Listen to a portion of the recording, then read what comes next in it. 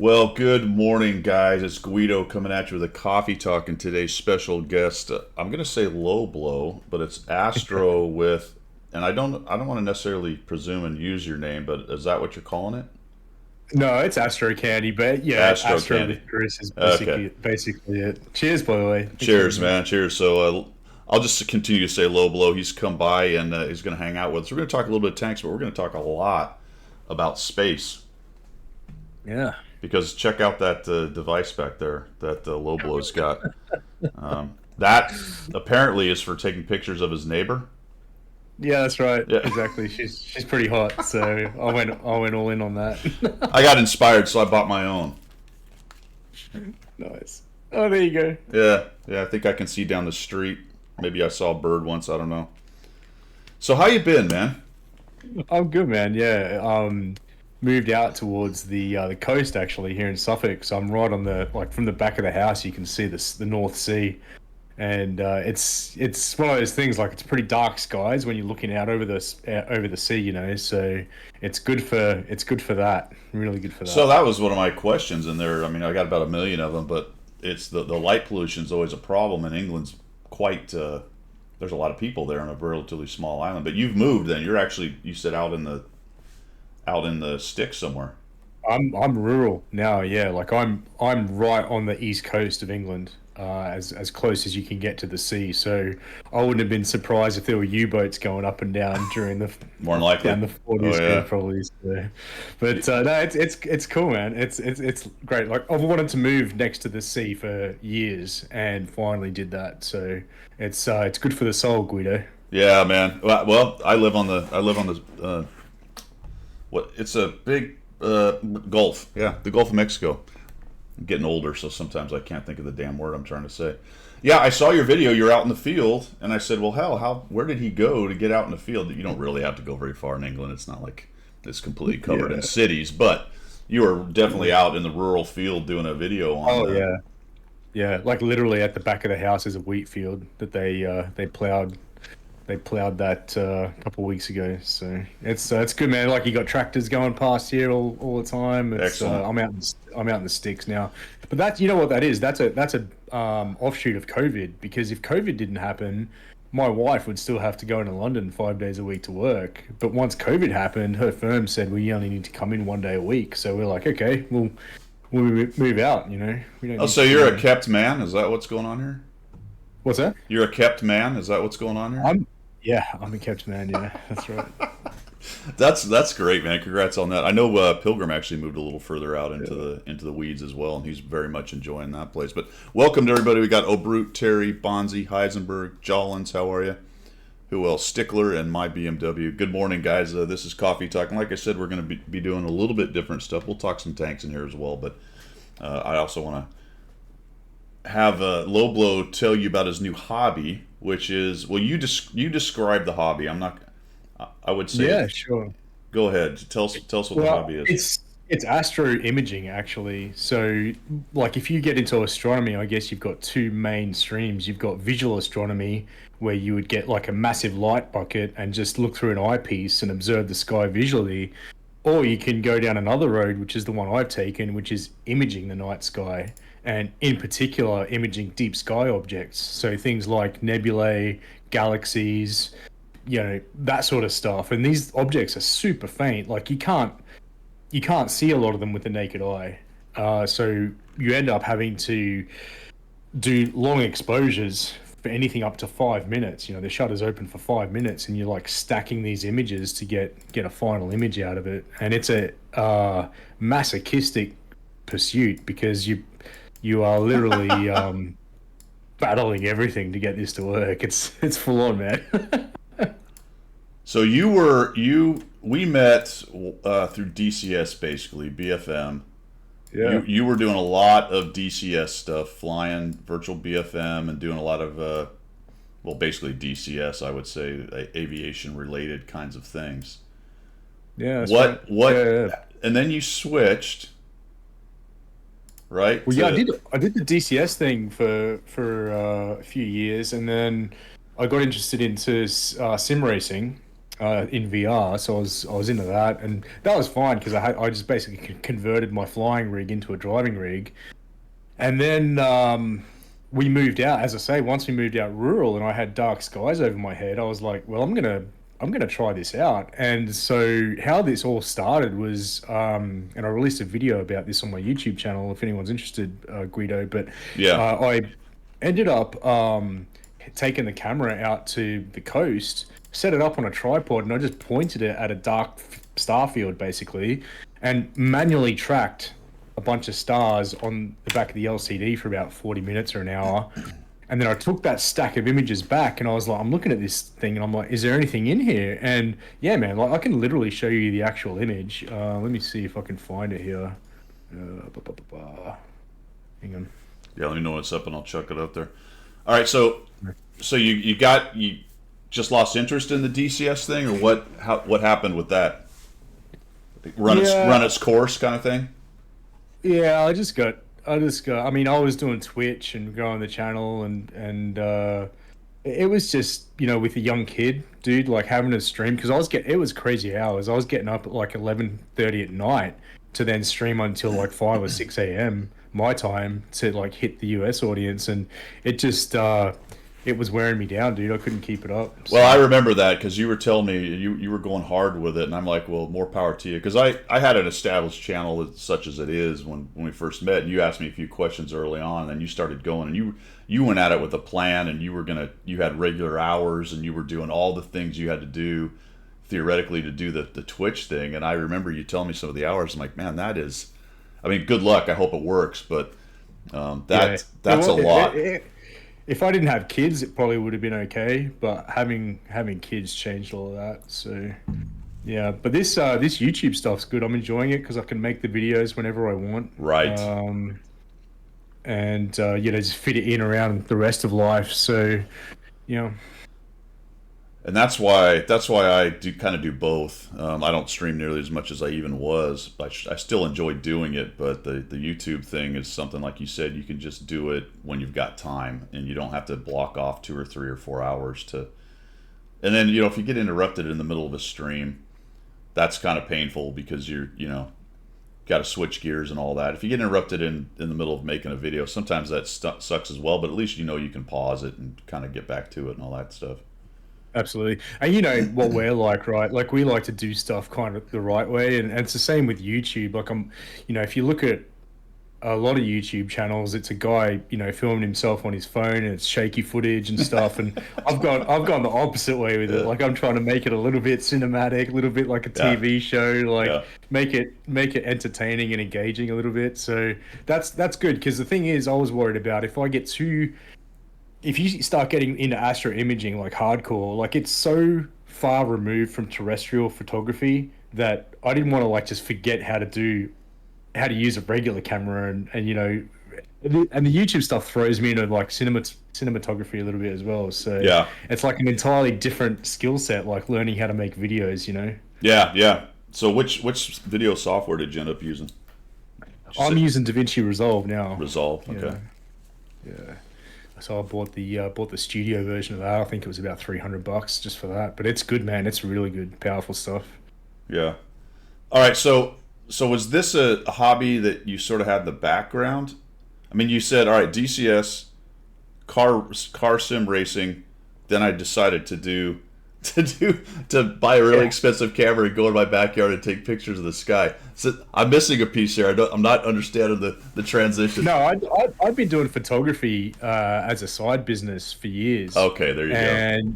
And so the one thing that was kind of like what's the right word for it? A mystery to me was how to actually do space photography. Like I always saw the images online. I'm like, how are these guys doing this? Like it's, I like when you first see some of these images, you probably have the same questions yourself, man. Like, how are you capturing that stuff? And so it's a deep rabbit hole, man.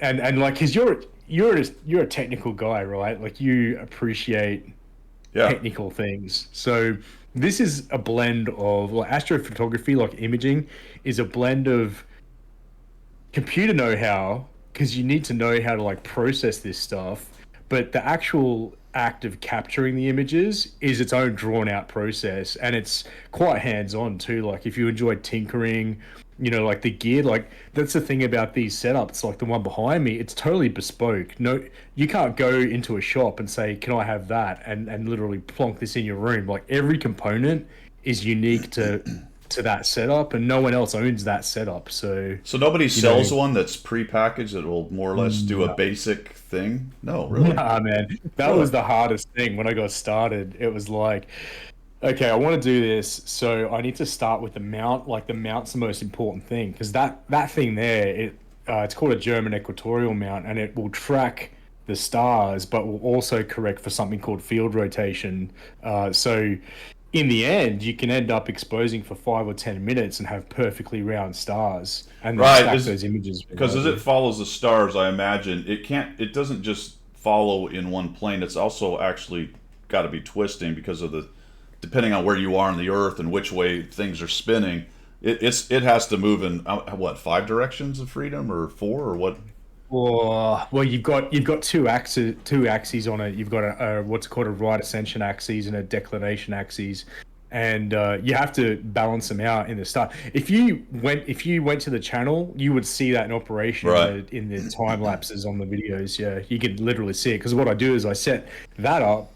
And then I put the R3 out there, and I get the R3 to film a time lapse of it. Right. And it's interesting because it's good for me as well because at the end of this imaging session, because what happens is I usually go to bed. This is all automated, so I'll start this, and then I'll watch the imaging session for maybe a couple of hours to make sure everything's going smoothly. Not getting any cable snags, not getting any software snags. And then once I'm happy it's all going okay, I'll go to bed. And I'll wake up next day, come in, and my images are all there ready to go. So in England, how many times does the rain trash your stuff? Oh, it's brutal, dude. I'm probably getting...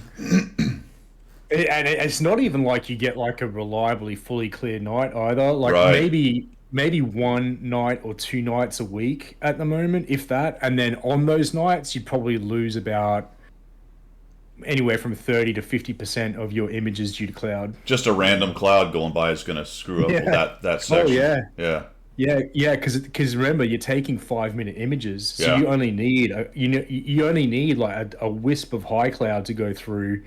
And that's the thing as well. Like it can look pretty clear out there, but then you've got some really faint, wispy cirrus stuff coming through or whatever, and that's enough to screw you.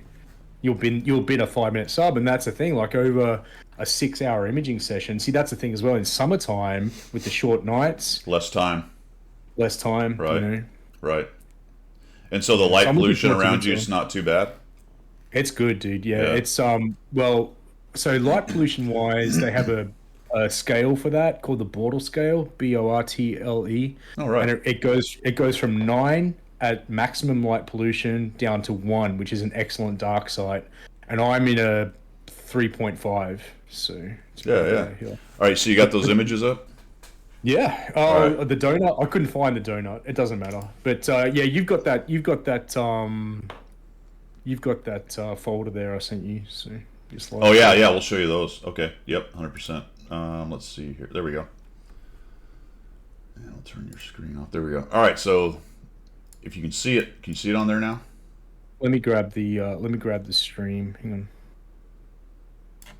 This looks like a close-up of the of your rig. Yeah, that's the rig there. So as you can see, like all that cable is just because it's an imaging rig. It's not a visual astronomy rig. So you want me to talk you through a little bit of this? Yeah, go for it. What you're actually looking at? Yeah. So starting right at the bottom of the screen, that purple can, that's the main imaging camera. And it's a 26 megapixel monochromatic camera. So the main advantage, like NASA, when they image with monochromatic cameras. And the reason for that is because a color camera takes the light that's coming in and it splits it into 4 channels: red, 2 green channels, and a blue channel. But space is largely devoid of green. So if you're using a one-shot color camera or a color camera for that matter to image space, you're effectively losing 50% of your resolution to green channels which aren't there. Right. So a color camera for imaging space will always have a lower resolution than a monochromatic camera where you just put the filters in front of it and then use every single pixel on the sensor. Right. Right. Yeah, That's so that's the awesome. camera. Okay. Yeah, that I mean that's about $1,800 sitting at the bottom there. Then you Okay. got that filter wheel in front of it. See that big black disc with Yeah. the blue bit on it? So that there's another photo of the filter wheel in the stack somewhere, but that's got 7 filter positions in it, and they rotate around. That's automated, so you can tell the session what you want to image with Oh, which I see it. filter. So it's just in a circle. It slides around. I got you. Okay. Yeah, Yep. rotates around. Yep. Yep. And the filters, dude, they're expensive as well. Like every filter is like 440 pounds just for one filter. How many are in Yeah, there? that adds up. And then How in ma- front of that, you got How many sorry, are go in ahead. there, Lobo? How many are in that one? 7. And you have others probably elsewhere that you can swap out. Yeah, yeah. So, but at the moment, I'm doing what's called narrowband imaging, and what that is a filter that rejects 99% of the light coming down the telescope. And it's literally only capturing a sliver of what's being emitted from these deep sky objects. And so this is one of the benefits of of narrowband imaging is that even if you lived in a highly polluted urban area, because 99% of what's coming down the telescope is getting bounced back out and you're really just targeting that very faint emission band, you'll still capture exactly what you're after. Right. Right. Yeah, Yeah. so Yeah. it's great for just getting rid of light pollution and long exposures. Because the other thing that happens when you start doing long exposures, if you're letting all the light come in from all the stars actually become a pest because they get bloated and they conceal the nebula that you're trying to actually see. Right. That's actually You'll see that anyway. that's actually one of the so I love all this stuff. The pictures especially. You see those nebulae and the far galaxies and things that people are able to image. I always find it fascinating when you look at the nebula. You're like, the only reason I can see that structure is because I'm so far away from it. You know what I'm saying? If you were in it, maybe if we're in the Milky Way, so you can see far parts of the Milky Way out there, and you can see with the naked eye, which is pretty cool. And we have a pretty good idea of that. But some of these big gas clouds and things, if you were in the middle of it, you probably wouldn't see much of it. It's such Oh a yeah. massive structure, and we're so far away, we can actually see it as a structure. That's actually pretty cool. Totally. You're dead on. And the other thing is like, when you end up processing some of this stuff, like if you go into the in the imaging tab, well, there'll be one that comes up now. You can probably bring it up right now, or just bring up what's on my screen. I can show you actually. If you bring up my screen, I'll show you real quick here. Okay. This one image I've been working on, my latest one. There you go. All right. Yeah, cool. So this is 3 nebulae in one single image, and this thing down here is called the Bubble Nebula. Yeah. This round Seen one. that. Yep. Now that thing there, dude, it's got a star in it that is 45 times the mass of our own sun, Yeah. 1 million times as bright, and that entire bubble is 7 light years across. So just to put that in context, it's 5,500 times the size of our own solar system. Yeah. It's Yeah. insane. Yeah. Yeah. There's And a then you, there's a video where they show the relative sizes of stars, and it starts off with like a red dwarf, and of course shows ours, and then when it gets to like Betelgeuse and some of these stars that are actually so big it's past the outside of our own solar system. I yeah. mean, that's unreal. Yeah, crazy. Yeah, there's another one. I just finished processing from because you brought up the point of living in the UK, you must have like a lot of bad nights for weather, and we do, right? So thankfully, there's like a remote telescope service that you can sign up to on a subscription model, and these are it's anything up to like telescopes that are worth $100,000, and they're positioned all around the world. And so I pay a monthly fee of about £15. I can go on there and download 2 or 3 sets of data a month, and then process that. And so like the one I just finished processing, if I just grab that one, hang on a second. It is actually in here. Yeah, and this is the other thing to convey to your viewers. Like these files, I don't know if you can see how big that one is there. That's like 2.8 gigs. Holy cow, man! 2.8 gigs. So how many hard drives and sizes have you put in that computer? It's got about 10 terabytes in it now. 10 I'd terabytes. say. Yeah. So this is part of like you remember how I said to you like the stars become a pest. Yeah. So when you actually want to edit the details in the nebula itself, you actually strip out the stars. So there's special software that you can buy as a plugin for this program, which is called PixInsight, and it'll literally in one click of a button remove all the stars from the image, and you end up with this. And then what happens is you edit the actual base nebula to how you want it, which is what I've done here. Now you can see as I keep zooming in, you can see the details all there, right? Yeah. Like it's insane, dude. That's why this file is like 2.8 terabytes big, because it just it doesn't lose resolution as you keep going in. It's insane. So that's gas and dust, essentially. Yeah, exactly. And this nebula here is called Eta Carinae, and it's two massive stars that have basically collided with one another. And the story behind this is that in the late 1800s, NASA did a write-up on this, and I was just reading about it the other day. And so what happened was two stars collided, and then one star started shedding one of our suns every 1,000 years in weight in dust and gas.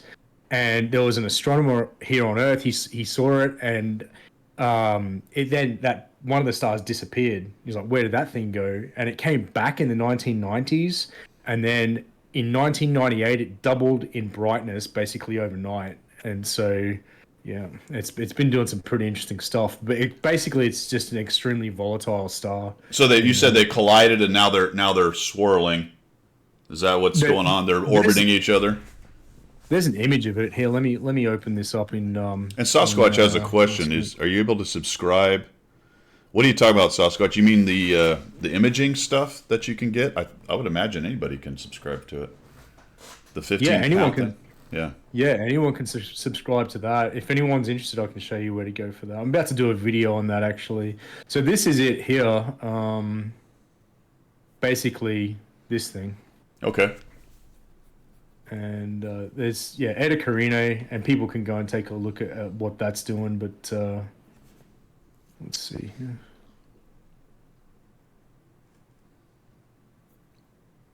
Yeah, that's awesome. Basically this. Yeah. Yep. So the thing is, in my image, dude, that's tiny. Like in that image there, you won't be able to actually see that, but that's in the center of center of it, basically happening in there. So. Yeah. Right, now awesome. that image, once you add the stars back in, that ends up looking like it's in the slideshow I sent you, but I can probably try and find it here real quick. Where is it? Yeah.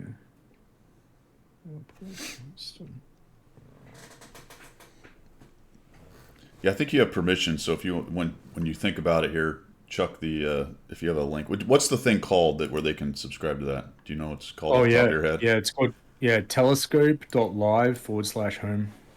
Okay.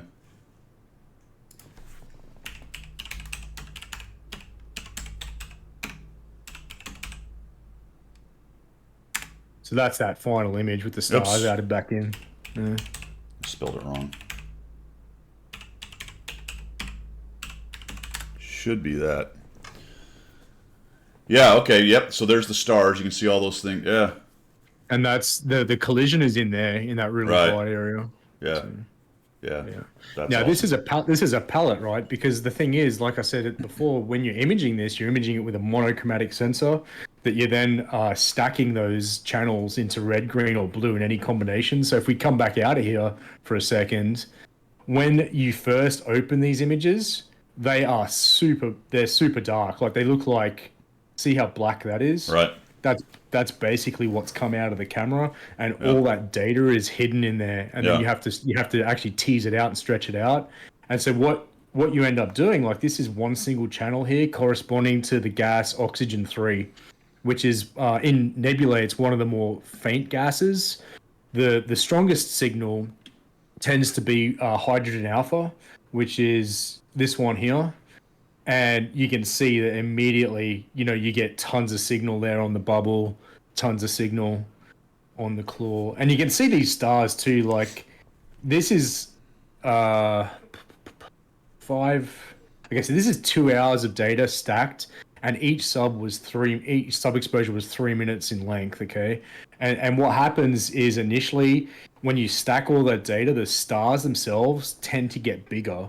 And the nature of that narrowband imaging process means that these star sizes are actually really well controlled compared to if you were imaging in color.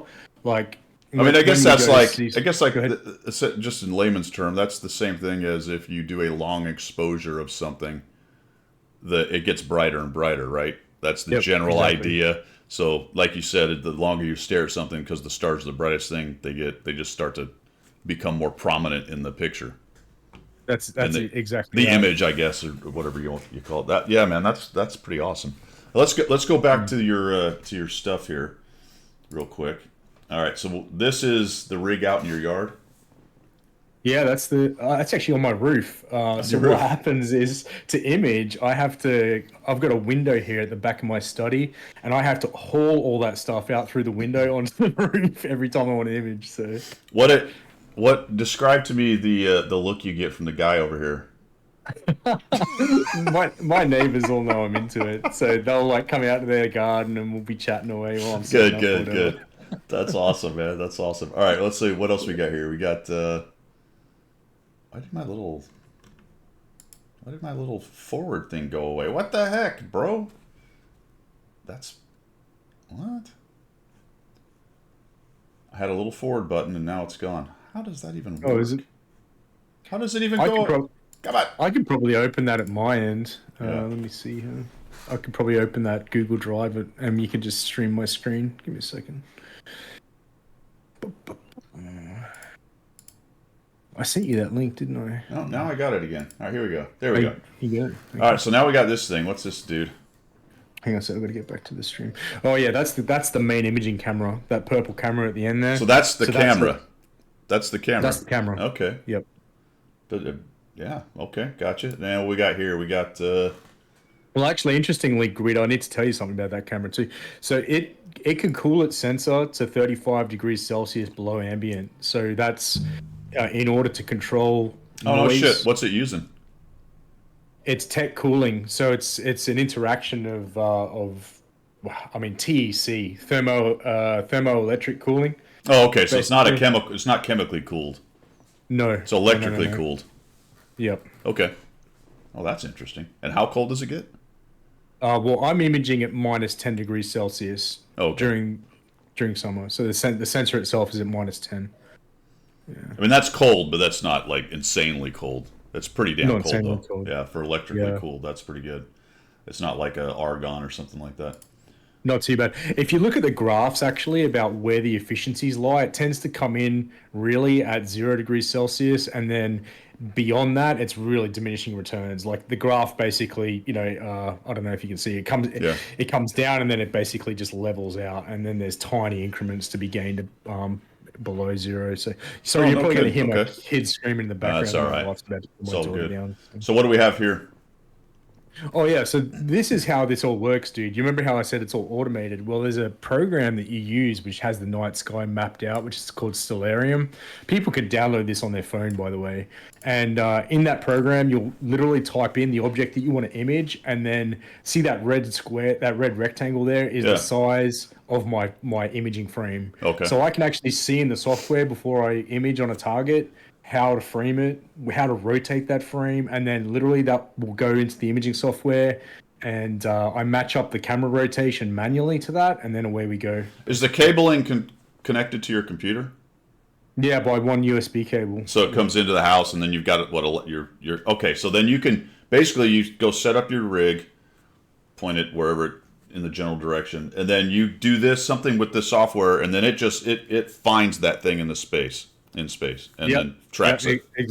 exactly. So Okay. that telescope mount will point by the click of a button, it'll point onto where the object is, and then it'll track it at what's called sidereal rate, which is the movement of the rate of the Earth in relation to the stars, and lock that down. But you can see on the actual mount behind me, there's two telescopes, right? There's a little telescope on top, and that has a job of guiding the mount. So it's called a guide scope, and it's got a tiny little 1 megapixel camera on the back of it. That little red camera you can see is Yeah. like a 1.2 megapixel mono camera. And it's what it does is it locks on to maybe 8 or 9 stars in what it sees.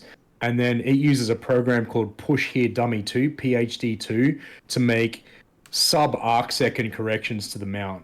Because Okay. you can imagine the accuracy that you're trying to guide that mount to is if you could imagine a pinhead at 400 meters, we're talking about the radius of that pinhead. Oh, That's wow. how accurate you need to be. So Stickler asked, does heat emanating from the roof cause any issues? It can do. Does Yeah. it change in So summer and winter? Is summer worse because it's warmer? summer can be better because where I am in particular, it's humid, and Yeah. as you know, one of the upshots of humidity is that the air mass can be more stable. So this is a super good question because if you can imagine, well, is perfect, right? Like 90% of the air mass is really close to the Earth's surface, and Sure. then as you know, it Yeah. thins out like way up above us. So any change that you can make to get up out of that really dense air close to the Earth's surface is great for astrophotography. That's why people go and set their rigs up on mountains in Chile and Right. stuff, because if Right. they can get out Yeah. of that first 10,000 feet of air density, Yeah. then they're going to have a huge advantage above everyone else. Well, yeah, when I was a kid and we went camping, we always knew that you just know that the stars are going to be amazing. We could go 7,000 8,000 feet in the Wasatch Mountains, and the Milky Way there. The difference between that and down here in Florida. The problem with humidity is it's also got a lot of. It's just harder to see through. You get that haze going on, and it really causes it. At least in the visual spectrum, it's hard to see. Absolutely. And so that's one of the things, when you first get into astro imaging, everybody tells you buy a small telescope because a small telescope has a much wider field of view, which means the stars in your frame are much smaller and they won't therefore magnify it's called seeing the effect that you're talking about eddies and turbulence in the atmosphere can create wobble in the star. I mean, that's why the stars twinkle, right? Because a star doesn't actually twinkle. It's just that light coming through our own atmosphere Right, that makes the right. star twinkle. Yeah. So, Yep. the effects of seeing are reduced when you're at a shorter focal length. So, like the telescope that you see behind me, when I'm imaging at 383 millimeter focal length with that. Graveload's excited. He's excited that smaller is better. It's a, There you go. it's an epiphany. An epiphany. And then Zimbo says he's got a where is it? Where did it go? Was that permanent pier in my backyard for his telescopes? All right, a fellow traveler, There you go. Good job, good job. We found another imager in your fan club, Guido. Happy Yeah, days. so it's definitely a cool hobby. My wife does a space module for fourth graders. Usually there's somebody, a hobbyist. We had a guy for a long time, but I think he's moved out. And eventually, every now and again, you'll get a dad or something that's kind of into it. You take the kids out and you set up it's the visual telescopes, but you go out into a field or something, and you're looking at the moon, or you can see Saturn and the rings and all that stuff, and people are just like, oh man, that is so awesome. But this is a different step from that. This is what's the dream? It's a hobby and it's cool. I totally got that. But is there a dream here of some kind? Yeah, I think it's to actually inspire more people to want to do this hobby because it's super niche, right? Like astro imaging, and especially the type of astro imaging I'm doing, which is mono narrowband. It's like astro imaging for big boys. You put the big boy pants on and you go mono narrowband imaging. But the benefit is that, and I think that it's kind of like what's the goal? It's to actually demystify what it is that this hobby's about, really, because you can show these photos to people and it's not something they're going to go out and they're going to take with their own camera, right? And it's not Right. something that they're necessarily going to go on the internet and search for either.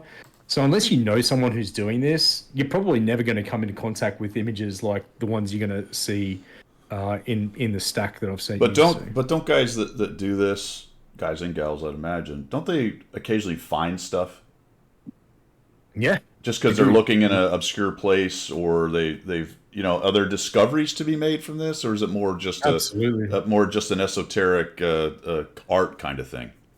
No, there's definitely discoveries to be made. In fact, at the start of this year, there was a really big event that happened in one of the galaxies that beginners love to image. It's called M101, the Pinwheel Galaxy. You can go and check that out on the internet. Just type M101 Pinwheel. Anyway, what happened this year was there was a supernova that exploded in there. Now, this galaxy, by the way, is 21 million light years from us. Well, 21 million years, right? So, at the speed of light, it takes So that 21 million years for those photons so that to reach us. explosion happened like a week ago, right? No, it was it. Are you No, being it sarcastic? happened a long time ago. Yeah, dude. Yeah. Yeah, that explosion happened 21 million years ago, Yeah. and we just saw it earlier this year. I think it was around April, and so all the social media and stuff's going nuts, dude. People posting incremental images of this supernova growing, and dude, it got bigger than the core of the galaxy. One star in like the arm of this galaxy got bigger than the entire core of the galaxy. It was insane. Really? I've actually got an image of that supernova here. Let me find it. I'll show you. Because I was imaging it at the same time as well. So Because that's one of the things that they talk about when you talk about space and the doom and gloom, and how unbelievably, to some extent, lucky we are that we haven't been nuked by something. Although, at the same time, we've been here such an infinitesimally short amount of time, it's not really that big of a surprise. But if something like that happened in our local area, that'd be it. We'd be screwed. Oh yeah, You know what I mean? absolutely, absolutely. I'm just trying to find this Pinwheel Galaxy image for you. Here we go. Yeah, can you see that on my screen right now? Yep. So Oh wait, this, let me bring it up. I can see it, but the kids at home can't yet. Now they can. Good to go. yeah, so that green dot there, this is Yeah. M101. This is the Pinwheel Galaxy. Right. That green dot there is the supernova, and it got bigger than the core of the galaxy. I mean, that's crazy if you think about it. That's a big, when you're like, oh, that big dot, and you might think not much of that, but that's an entire galaxy. That's You entire know, and galaxy. that dot is massive. You know what I mean? I mean, the cores are the cores are for me are hard to comprehend. I don't. It's oftentimes, or is it every time that there's a black hole in the core? Is every galaxy based? And I know that another weird thing is the core isn't exactly the core, is my understanding. It's not. I mean, it's in the center. I read something about that. The core is in the center, but it's not necessarily the thing. Everything's swirling around. I don't know. Yeah, I love Wayne's comment. We're not alone. Yeah, you're right. I mean, well, galaxies for a start aren't my thing, so I'm not an expert on galaxies at all. I'm not an expert about any of this stuff, Guido. I'm still like, I mean, this is part of the thing, like throwing myself into it. I have to go and look this stuff up. But yeah, you probably know more about that than me. But No, and I'm not pretending to be either. I just love the conversation. Like what do people know about it? What have they read? What have they? You know what I'm saying? So again, I'm not trying to be a expert on it. I always find this stuff fascinating. I can read.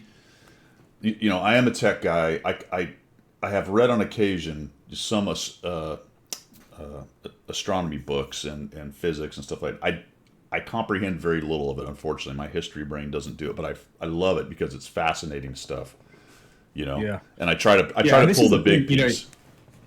you said about how your wife teaches, is it fourth graders? Yeah, the fourth visual graders, astronomy thing yeah. a little bit. They do it like a space element. Yeah. Yeah, this is the thing about imaging that's great is that like if you looked visually at the sky and tried to see what this looked like, at best you would see a very, very faint, fuzzy spot. You know what I Right, mean? But, right. but when you actually image this with modern camera sensors, you can get much more than that, as Yeah. you'll see today. Yeah.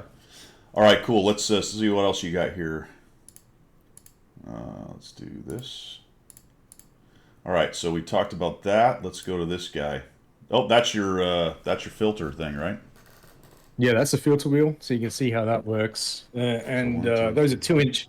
2-inch filters, which will cover a full frame sensor. So, 400 pounds each. yeah, the narrowband ones, the 3 nanometer bandpass ones, are about 430 pounds a pop. Yeah.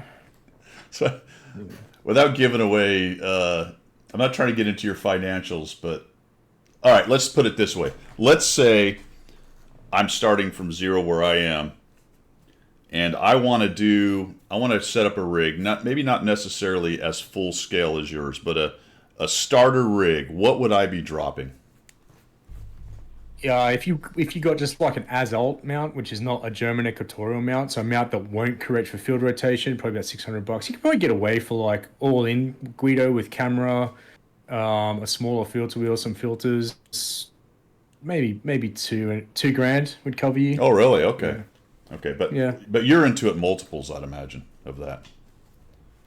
yeah. I'm at probably seven now. Yeah. We were talking, guys, right before, and kind of about that part. I wanted to save most of the questions so that it was new to me too. But basically, I had a laugh because I'm like, all right, so now you've got this expensive hobby that you've dumped on top of your expensive computer hobby. Right. Yeah, I know. Now, do you need a? And Go ahead. we were talking about the 4090, right? Like I bought one of those on launch day Yeah. for gaming and then stopped gaming. But luckily, the 4090 comes in really handy processing these massive files. Now, do you need a significant rig to do that piece of the Oh, hobby? yeah. Yeah. Yeah, dude, yeah. It like if you had a slow rig, trying to edit these images would just be a nightmare. But Like the it's one, so go ahead. well, sorry to interrupt you. I know that my video processing software can optimize the GPU and will use it, but it's more CPU intensive. Is that how yours is running as well? Yeah, well, initially when it crunches the data, that is CPU intensive. Like the Right. the Telescope Live data I processed, so I downloaded the data alone was 16 gigabytes when it was unzipped, and then it took PixInsight, which is the paid program, 3 hours to actually give me the final image stack, and that was all CPU. But then once you actually get hands on with the data and you're doing the processes to manipulate it, that's where the GPU starts to get leveraged. It Right. uses Yeah, for the CUDA video cores piece of there. it. Yeah. Yep. Yeah, not for the video piece. No, just to say like there's like processes where you'll want to do something called star deconvolution, which is where you shrink the size of the stars even further. And then you'll do noise reduction, you'll do star removal. All of those processes are super annoying if you don't have a fast GPU because you can imagine you just want to crack on and edit the image, right? You don't want to Right. like click a process and they have to wait 7 minutes for that to finish. Whereas CUDA, dude, leveraging CUDA against those, like, boom, that's done in 20 seconds. Stickler over here, he's been going all Galileo on us. He ground an 8-inch reflector mirror in 1980. This guy, holy cow, man.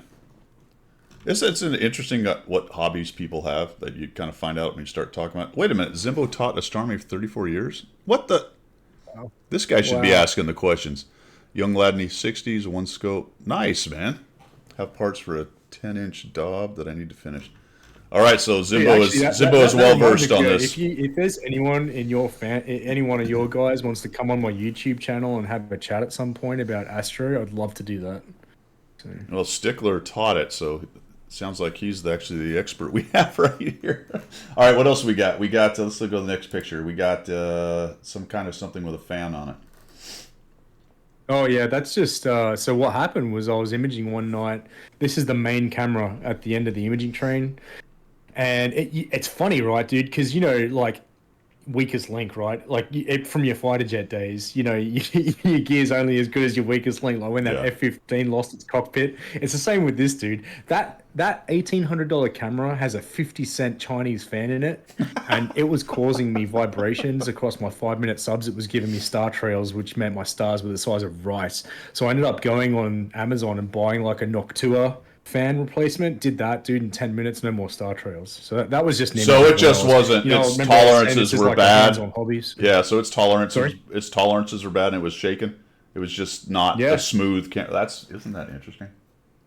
Okay. Yeah, and you know what the thing was, dude? After I did the fan replacement, the difference in RPM across the two fans was enormous. Like this thing here that comes on the camera, it sounded like a jet was taken off on my back roof, basically. So All right. Let's see. We got. All right.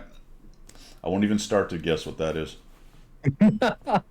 yeah, I threw that one in there. That's so okay. Is that one of the original images or something? Is that No, dude. Well, that is an actual that is a sub exposure that you can barely see in the back of that. But what this is called a tilt analysis. So you can imagine. Well, let me start here. Right, that imaging train is bespoke. Like I said before, you can't go and buy that off the shelf. And so what's happening is when you're putting it together, the fine tolerances involved with, getting the spacing right to the sensor and everything, you're putting like, extension shims in there and all kinds of stuff. And what can end up happening is that the sensor plane, the plane of the actual camera sensor, can get ever so slightly, we're talking microns here, ever so slightly misaligned Oh, right. from Yeah. the actual Yep. telescope. So you get refraction? And then Is that what's going on? You get aberrations basically, and Aberrations, so yeah. the stars on one side of the frame can be bigger than the other side, and you end up having to dial that stuff out with tilt adjustments. And that's a software called ASTAP that will actually do a tilt analysis on your image. How accurate can you get that with that rig? Like, is there always going to be some noise in the system based on a not quite the right angle, or can you get it to Well, basically? You can get it to basically none. Like you can see there at the bottom, it says tilt 5%, none. So that's basically as good as you need it. Oh, okay. 5% tilt's And fine. is that mechanical or software that's doing that, or both? It's mechanical. Okay. Yeah, it's totally mechanical. Yep. All right. So actually, the solution that I've come up with to correct for tilt is a really cheap one. It's what it is. It's two. They're kind of like plastic rings. They come from a Canadian company called Astrodymium, and this ring. I don't actually have one here to show you. Actually, let me get one. One sec. Sure. Yeah. I don't know Stickler, if you can thanks see for the my resub, man. camera. It's this, right? Right. It's a tiny plastic ring, and that tab that juts out on one side is raised. And so what you do is you put two of these rings with the tabs on opposite sides, and then you can rotate them to get rid of tilt. So, All right. Yeah, man. All right. Let's see. We got what's next here? We got some kind of software thing going on here. yeah, that's just tilt. That's just tilt analysis again. So Okay. that shows you. You asked how fine can this end up being? Like you can see, it's talking about moving your back focus to 11 steps. Like we're talking about microns. That's how small some of these errors are. All right. We Like got. remember that pinhead at like 400 meters? It's Yeah. ridiculous. Is this some of the software you're using? Yeah, that's the capture software there, and you can see down the right side, we're in the middle of the frame. That's like the sequence that this thing will go through. So, yeah, it's he's doing a deep dive in astro imaging today. That's right. Yeah, exactly. Yeah, so that's an automated sequence that will run there, so you can go to bed. And we got That's that telescope live data. Yeah, that's That's the one we just looked at. Yeah. That's the one we just looked at. Edda Kareem. Edda Carina, yeah. Oh, look at that. That is awesome, man. Which one? Yeah, is that's one I captured with that rig behind me, actually, dude. That's Elephant Trunk Nebula. So you can see that black feature jutting out into the middle of that nebula looks like an elephant trunk. Right. So it's called IC 1396, and that is actually a really good beginner astro images target. Like everyone goes for that when they start out. Yeah. Just because why do they go for that one? Is it just easy? It's big, easy to see, or It's big. It fills your entire frame, and it's bright, and it's easy to process. And it's like just the big- super rewarding. It gets in summertime in the northern hemisphere. It gets really high in the sky too. So as you know, if you're pointing your rig at the zenith, less you're atmosphere shooting to through go less through? atmosphere. Right. Yep. Yeah, exactly. Okay. Very cool. Very cool. So that's the beginner, one of the beginner nebulas. That's one of the beginner nebulas. Yeah, but I mean, you be shooting that for years to come. I mean, there's so much interesting stuff going on in there. So. All right. And we got, is that a close up? That's a close up of the trunk, or is that something else? Yeah, that's actually a close up of the trunk. So that's good to show you that with these like high megapixel astro cameras, like 26 megapixels, you can literally crop in and you don't really lose any resolution. Like you have images within images, you know. It's the same image as this one then. That's the same image. And it's not only is it the same thing, that's the same picture zoomed in. That's the same picture zoomed in. Nice, Yeah. nice. Now, have you done Pillars of Yes. Creation? Not yet. Not yet. All right. Actually, I edited some telescope live data from Eagle Nebula, which has the pillars in it, but they were super tiny, so Yeah. definitely doesn't look like Hubble's version of it. Yeah. What do we got here? I'm waiting for the stream update. Oh, that's called Cygnus Veil. So that's actually called a supernova remnant. So it was a star that exploded. I think it was about 10,000 years ago. Don't quote me. Someone can go on the internet and look it up. I think it might have been about 10,000 years ago. And that's what you're left with. But interestingly, Guido, the color palette there, because as I said to you before, when you're imaging in narrowband, So you I'm can seeing make the colors green. whatever you want. Oh, okay. Yeah, Okay. dude. You can make it whatever you want. So I made that one for the Italian people. So. All right. Okay, green, red, and white. Gotcha. All right. Fantastic. What else we got? We got another galaxy here. Yeah, that's Pinwheel. That's the one I showed you before, Okay. that supernova. And actually, that one was captured with my mirrorless, my R3, when I was first starting out the hobby. So this is one of the first ever deep sky objects I did. And what you can see here is that just how fat the stars are. And you can also see that, Right. like, for example, that star just to the left of the galaxy itself has diffraction spikes on it. So this is worth something explaining to the uninitiated, is that diffraction spikes are not actually there. The star is there, but the diffraction spikes aren't. That's Right. actually an aberration of a camera lens. So Very cool. And we've got this guy. yeah, that's called the Iris Nebula. Yeah. So that's also one that ends up being really high in the sky around summer. So, but the difference is between, say, some of the other nebulae I've shown you today and this one, is there's two types of nebulae. You've got reflection and emission. And this one is one that you'd actually shoot with RGB filters, or you would shoot it in full color, because it's not emitting gases down certain visual frequencies. So if you try and image this with narrowband filters, you'll get really poor results. You need to actually capture this with either RGB filters on a monochrome sensor, or you need to capture it with a color camera. Yeah. So that's interesting. faint. So some of them are generating their own brightness that you can capture. Yep. Some of them you're relying on background lighting. Exactly. Yep. Really? Yep. So I go up at the moment, because I'm doing narrowband, I'm focusing on emission nebulae, which are emitting their own light frequencies based on the gases in that nebulae. Right. Whereas that one there, and there's a bunch of these, they're called dark nebulae. You see how that's got like a fuzzy dark cloud around it? Yeah. Like, you've got astro images, dude. That's what they love doing. They love going after dark nebulae. So they mainly image in RGB, with either a color camera or mono with RGB filters. And some of the stuff, dude, they get, it's amazing. There's one called the Shark Nebulae. If you go on the internet and you look that up, dude, here, let me show you actually. Well, that's totally looks like a interesting, 'cause shark. It's insane. That's interesting because, as with all EM emissions, electromagnetic stuff, sometimes what you don't see tells you there's something there. Exactly. So here you don't see the background stars. So that would be highly unusual that so something's blocking the stars behind that. yes. Or even, I suppose, if is it also a case of it might be washing out stars that are in front of it, based on the imaging that you're using? Like, why would I not No, why would I not see stars that might be between us in that dark spot? Why would I not see those stars?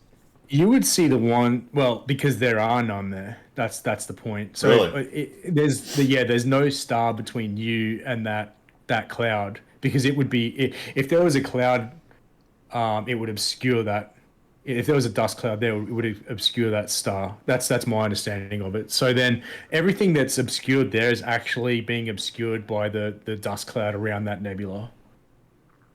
Yeah, that's crazy. And then you can see it looks like at the top of it, it's got like a little hat, and you can see straight through that. You know what I mean? Yeah, So yeah. you're actually looking through the nebula to the stars behind it, which Yeah, is yeah. just nuts. I was going to show you something here. This dark shark nebula. Give me a second. Pull that up. All right, got your screen share back up. Look at this thing. There you go. Looks like a shark, right? Oh right, yeah, I just saw it. Yeah, got the eye right there in the mouth and the. Oh, that's hilarious. Look at that thing. Yeah. So that's a reflection nebula, that one. So you need to go after that with a color camera or RGB filters. But yeah, you can see a bunch of. Can they? Do we have a? Have we been observing of these things long enough? I guess in the case potentially of a say a supernova, we can see the change in the size and the shape of the cloud as it happens. Yeah, dude, Or that is totally a thing. Yep. do any of these really big nebula change enough that we can actually measure the gases moving around? Yep. So there's a guy online called Adam Block. He's pretty famous within the astro imaging community, and he has a video out there where he showed exactly what you're talking about, the changes in, I think it's a nebula over the last 20 years. Let me see if I can find the video real quick. I mean, they talk about the fingers of creation and the Shark Nebula and all this other stuff, but you would imagine, given enough time, those are all going to change into some other shape because they're moving, Yeah, right? they will, dude. I mean, eventually it'll so look this is like a cloud, like you're watching a cloud and you're like, oh, that's a whatever, and a few minutes later it's changed into something else because this is just over a larger span of time, obviously. But yeah. oh There you yeah, go. You look at can see the that. changes in there. Oh, oh yeah, check that out. That's cool. It's expanding, isn't it? Yeah. Look at that. That's cool, man.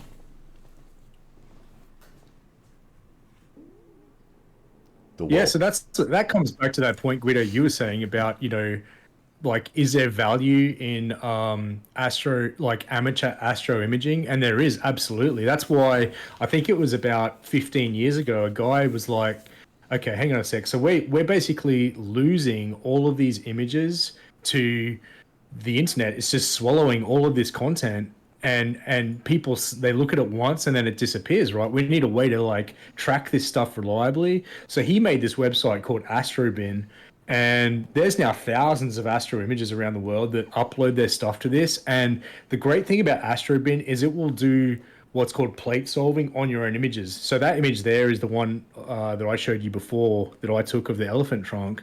And then I upload it to my Astrobin profile, and Astrobin does an advanced plate solve on this and literally tells me exactly what's in my image.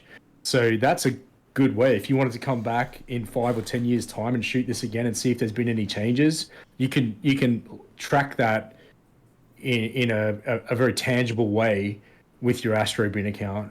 Or you could just go on and search for anything. Like, say I want to come on here and I want to look up what have other amateur astro images been doing on Carina Nebula, say, and I come in here and boom. The great thing about this is that I could literally come in and see exactly what a guy or girl used to do this image, which filters they used, how long they imaged Right. it for, Right. what their sky conditions Yep. were. So and the whole image is there, dude. Like, Yeah. that's, you Yeah. can see how big this thing gets.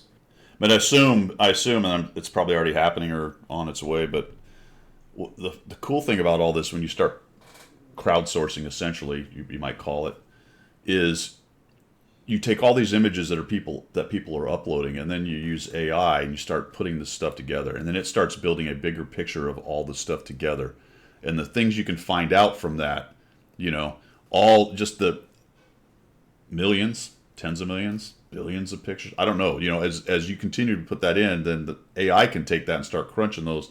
Next thing you know, you start finding stuff that you didn't know was there. Yeah, yeah, and you've got people that will do that too. They will look in their sub exposures for changes in the sub exposure to see if they can find like an asteroid, for example, because you'll literally see that moving across the star field. Right. You know, which Yeah, can yeah. be pretty interesting. Well, hey, we've been out for But an yeah, no, hour. We're gonna yeah, take a that's go fast. 5 minute break because this coffee's going through me, my friends. Give us 5 minutes and we'll be back with low blow. Awesome, man. Appreciate it. But we'll be right back, guys. Going on break.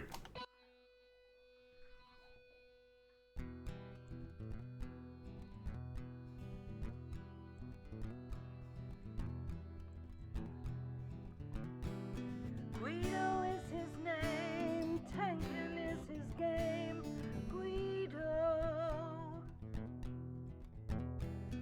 Guido is his name, tanking is his game. Guido. Now in the shadows came a mysterious chap who spoke in a tongue with strange dialect. He offered his help to the mighty Guido to bring some laughter to his love of speedos. To the coffee talk they both came to bring the message of winning ways to all and sundry and the masses. Yes, that's right, lads and lasses. The damage counts and flexing back will keep you on the right track. Guido is his name, tanking is his game. Guido.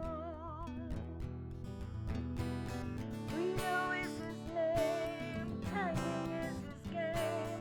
Guido. So in what, if you want to progress, then seek out Guido nonetheless. With his sidekick Pilgrim, he has a message that to win you must be aggressive. The position and place that you must seek for the winners only, not the weak. The guru speaks, so listen well. His voice rings out like the Liberty Bell to bring you all to Unicom land, or to die hard trying in the sand. Guido is his name, tanking is his game. Guido. Guido is his name, tanking is his game. Guido. To the swamplands came the mountain man to teach his wisdom and pay his due. A man with a name only known to a few. To his followers his words are true. Guido is the man, big and gruff. He used to fly jets, but now he does the tanking stuff. Guido is his name, tanking is his game. Guido. Guido is his name, tanking is his game. Guido. The mountains are home where he watches the moose and hummingbirds aplenty. But he saw the need for the Watt community to have a guru and lead them gently. Down the road to Unicom land will die, trying hard in the sand. Guido is his name, tanking is his game. Guido. Guido is his name, tanking is his game. Guido. All right, guys, we're back. Let's see. I probably should talk a little bit about tanks. I don't want to get too too deep into it, but we got fellas, couple things with the world of tank stuff. That's a jarring switch, isn't it? astrophysics to a video game. Still working the 100 Battle Challenge, guys, for channel news. Battle Pass is about done, and we're going to have a new Battle Pass. The new patch is on the 5th, which is 2 days from now. Frontline ends today, so if you're planning on getting your experimental equipment out of that thing, that ends today. There's a rumor out there for a client merge. Basically, you won't have to have 2 stupid clients anymore. You can play on NA or EU off of 1 client, which should have happened probably 10 years ago, but there you go. It's like a 90 gig game, low blow, and you have to have 2 clients if you want to play on the EU server and the NA server. That's just dumb. Yeah, I remember we did a bit of tanking together. Back You did, yeah. So are you still doing any video game stuff, or are you kind of just this is soaking up all your time? Yeah, I mean, between 2 little kids and this, man, I'm accounted for, I think, right now. Yeah, I think once the kids get a bit older, I might be able to get back into it. Yeah, I went through the same thing. You get really busy with that, and I didn't do quite as much as I would have liked to. I always kind of kept my hand in it because it's always been a hobby. But I mean, you got a hobby, so you don't need another one. Claim your Battle Pass stuff, guys, for this season. Remember, your coins will last, so the coins will stay, but the points, you got to spend all your points, and that basically is today or tomorrow. Mirny 13 is supposedly going to have a tier 8 tank attached to it, so something different. And it's a Russian tank with the 2 big wheels on the front of it. And the well-deserved reward, we're just going to blast through this real quick. The well-deserved reward is apparently a tier 6 German 3601 kind of thing. Yeah, exactly, Wayne. It's the TITT. Yes. Exactly what that spells. There you go. That's tanks. All right, we got tanks. Good. That was good. Is that a new version of the 777? Did they release a second version of that tank or something? Nope, that's the one. That's the one. Yep, that's the one. So one of my goals right now is I'm trying to get 100 battles in every tier 6 and above, and I'm probably about 2/3 of the way through them. This is one of the ones I got about 38 battles in that one now, so it's next on the hit list. I finished up a couple of them recently, and so I just added the 777 and a couple other tanks that we're going to play to my list. Yeah, right there. I'm always blown away by the numbers, the size of the numbers across the top of your screen. Mine looks nothing like that. How many credits you've got in gold and stuff. It's insane. Yep. Yeah, I'm low on gold, though. That's about the lowest I've been. All right, so no shit. So all of that, all your DCS, your rig and everything, where is it? Up in the attic, just sitting in a room somewhere? Yeah, it's packed away. No kidding. No kidding. Yeah, man. Yeah, it's all packed away.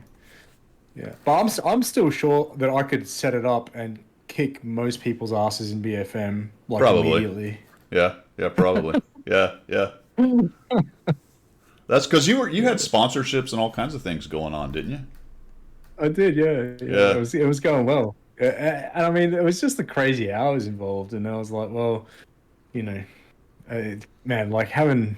Because the thing is, with Beck and I, like, we have no we have no parents here in the UK to help us with that stuff. Right. So we're swinging 2 kids under the age of 4 without any, no backup, parental help. No backup. So no backup. Right. So it's brutal. I was just thinking as we were doing this. Did you try to put a link in there? Oh yeah, I was trying to say to Zimbo. Yeah, let me mod you here. Hold on. There we go.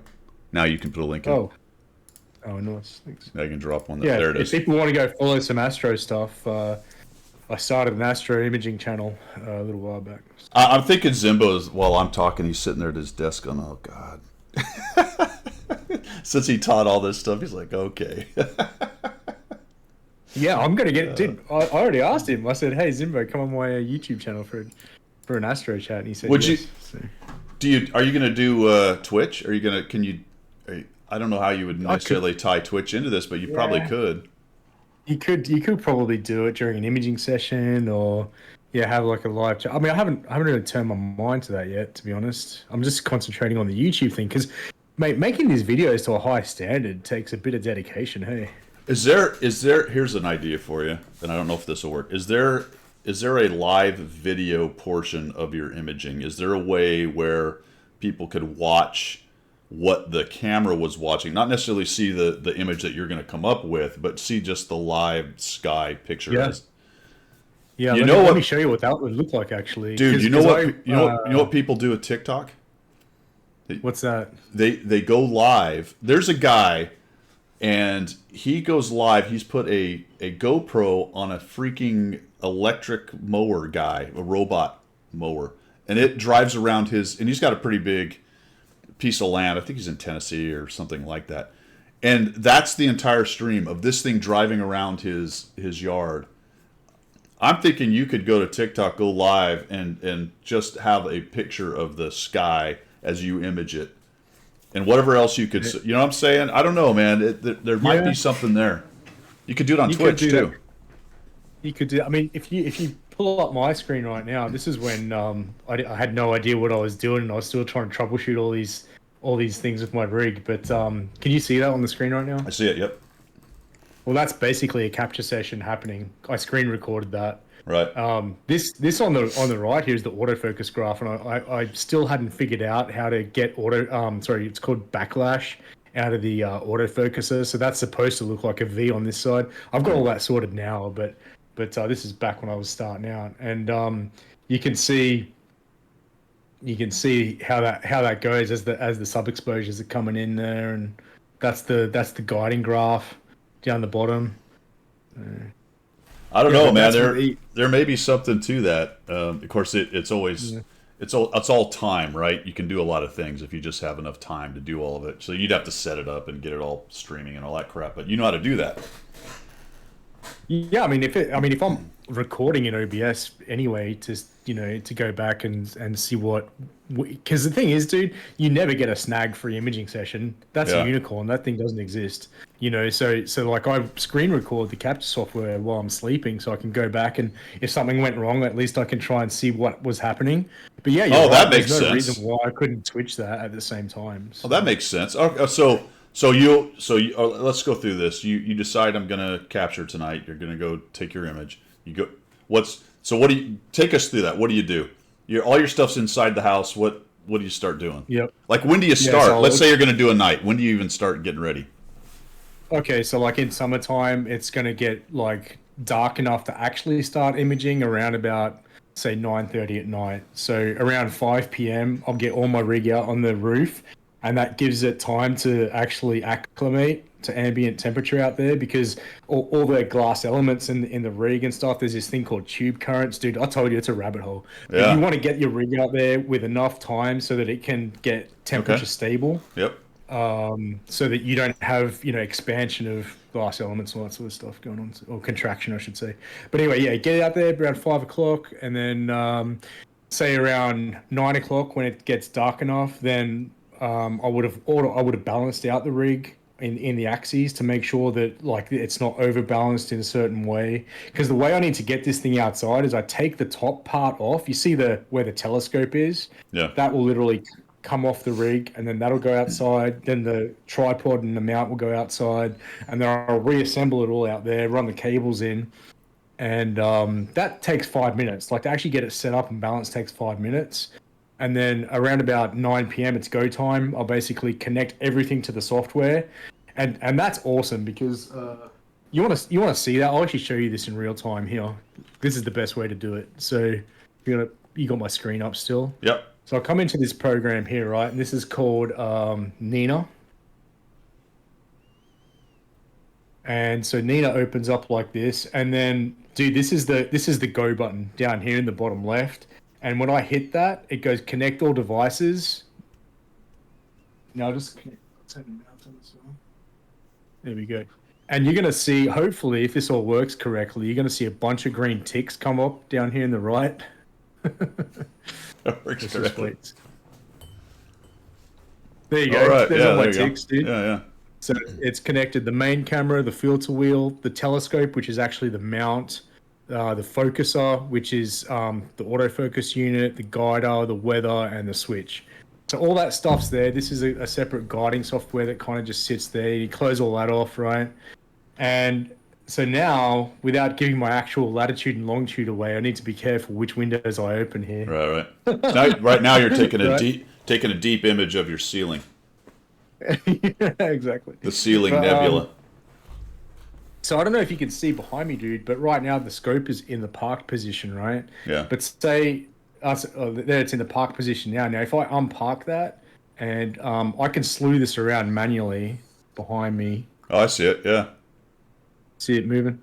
I'll check that out. Yeah. So, yeah. Oh, that's So it's awesome. got two axes. It's got an axis called right ascension, and then a declination axis. Now the declination shouldn't actually move during. It shouldn't be changing too much during an imaging session. But yeah, there you go. So it's pretty cool. And then you park if I want to park it, I'll press park, and it'll come back to its home position. So Right. So all right. So you take all that out, you hook it up, you start it, and then you go to bed.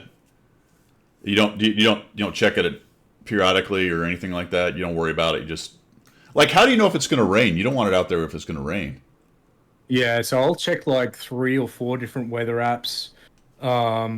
And then I've got a couple of rain alarms on my phone, but I did get caught out the other day, dude. 6:30 in the morning, thunderstorm, no joke. I was asleep, and my wife runs upstairs, and she's like, "It's raining! It's raining! It's raining!" I'm like, "Oh fuck!" So I'm like out on the roof, dude, and literally I've got a like multicolored kids blanket over me, my head, and the rig. Right, I'm in my underwear, like trying to protect the rig from the rain. There's already water in the end of the scope. I got it all in, dried it all out. It's all fine. So, but yeah, So I did get caught out. it's water. I'd imagine it's water resistant, but not proof, right? So a couple drops aren't Oh. going to crush anything, but you certainly don't want it soaked. You don't want rain getting in there because Yeah. then you that's bad juju. But Yeah. yeah, it's definitely it's not waterproof like a sports camera rig or whatever. So rain's bad. Yeah. Gravelode But I was says, lucky she Go got ahead. me out fast enough. So. "Yeah, no No, kidding, she got man. me out fast enough to save it. She saved my ass. Yeah. Yeah, you wouldn't want to lose you wouldn't want to lose any pieces of it, let alone a significant portion of it." Gravelode says, a guy named Astro Kobe does great space reels on YouTube. Very cool. Yeah. But there's a lot of versions of this hobby, right? I mean, you're talking about a fairly specific niche part of this hobby. Then there's people who are just interested in astronomy in general. Yeah, visual astronomy. Yeah. You got people they sign up to those visual astronomy clubs, and then you got in the States. I know it's big. Like they call them star parties. So like you get all the astro images, and they'll go and they'll meet up at a dark sky site, and you'll have like dozens of people out there with their scopes and stuff. So there's a good YouTuber called Astro Backyard actually. If anyone's interested, he's like a pretty good storyteller as well. So Zibbo, when your wife gets tired of you playing tanks, she tells you to go out and play with your telescopes. Is that Zibbo?